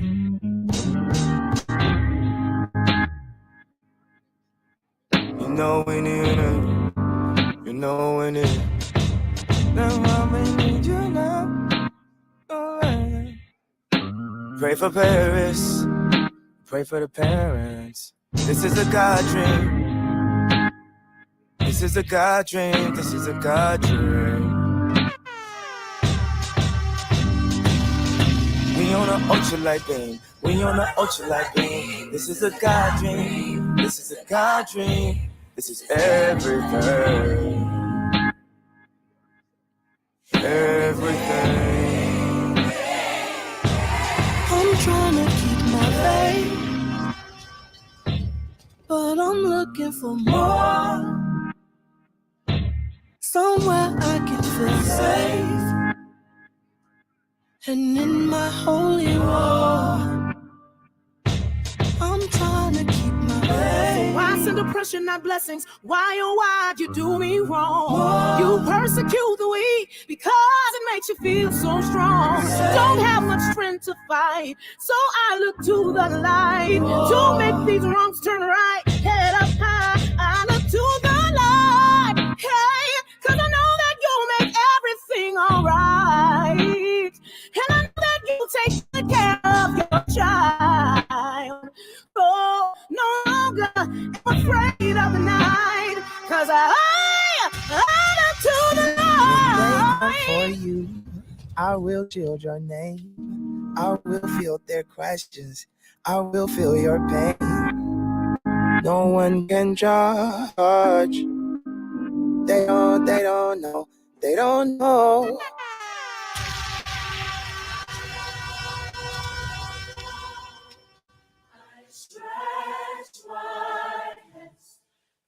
Let's take him out of here, man. We out here. Same time, same place next week, man. Like, subscribe, share. Part of the Ethnogenesis series. You know what it is. Let's go.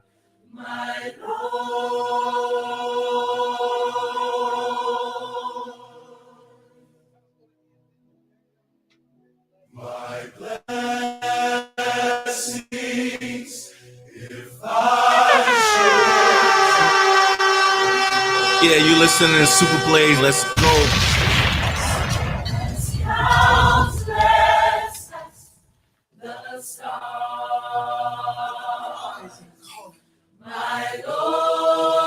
Bang, bang, bang, bang, bang, bang, bang, bang.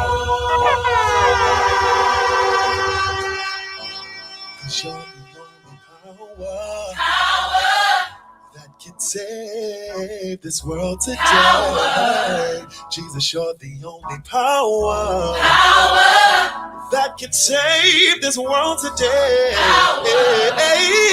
You're the only power that can save this world today.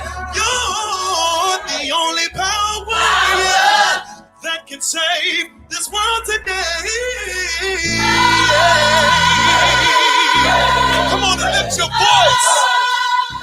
Did anybody come to praise God today? Put your hands up. Let's go.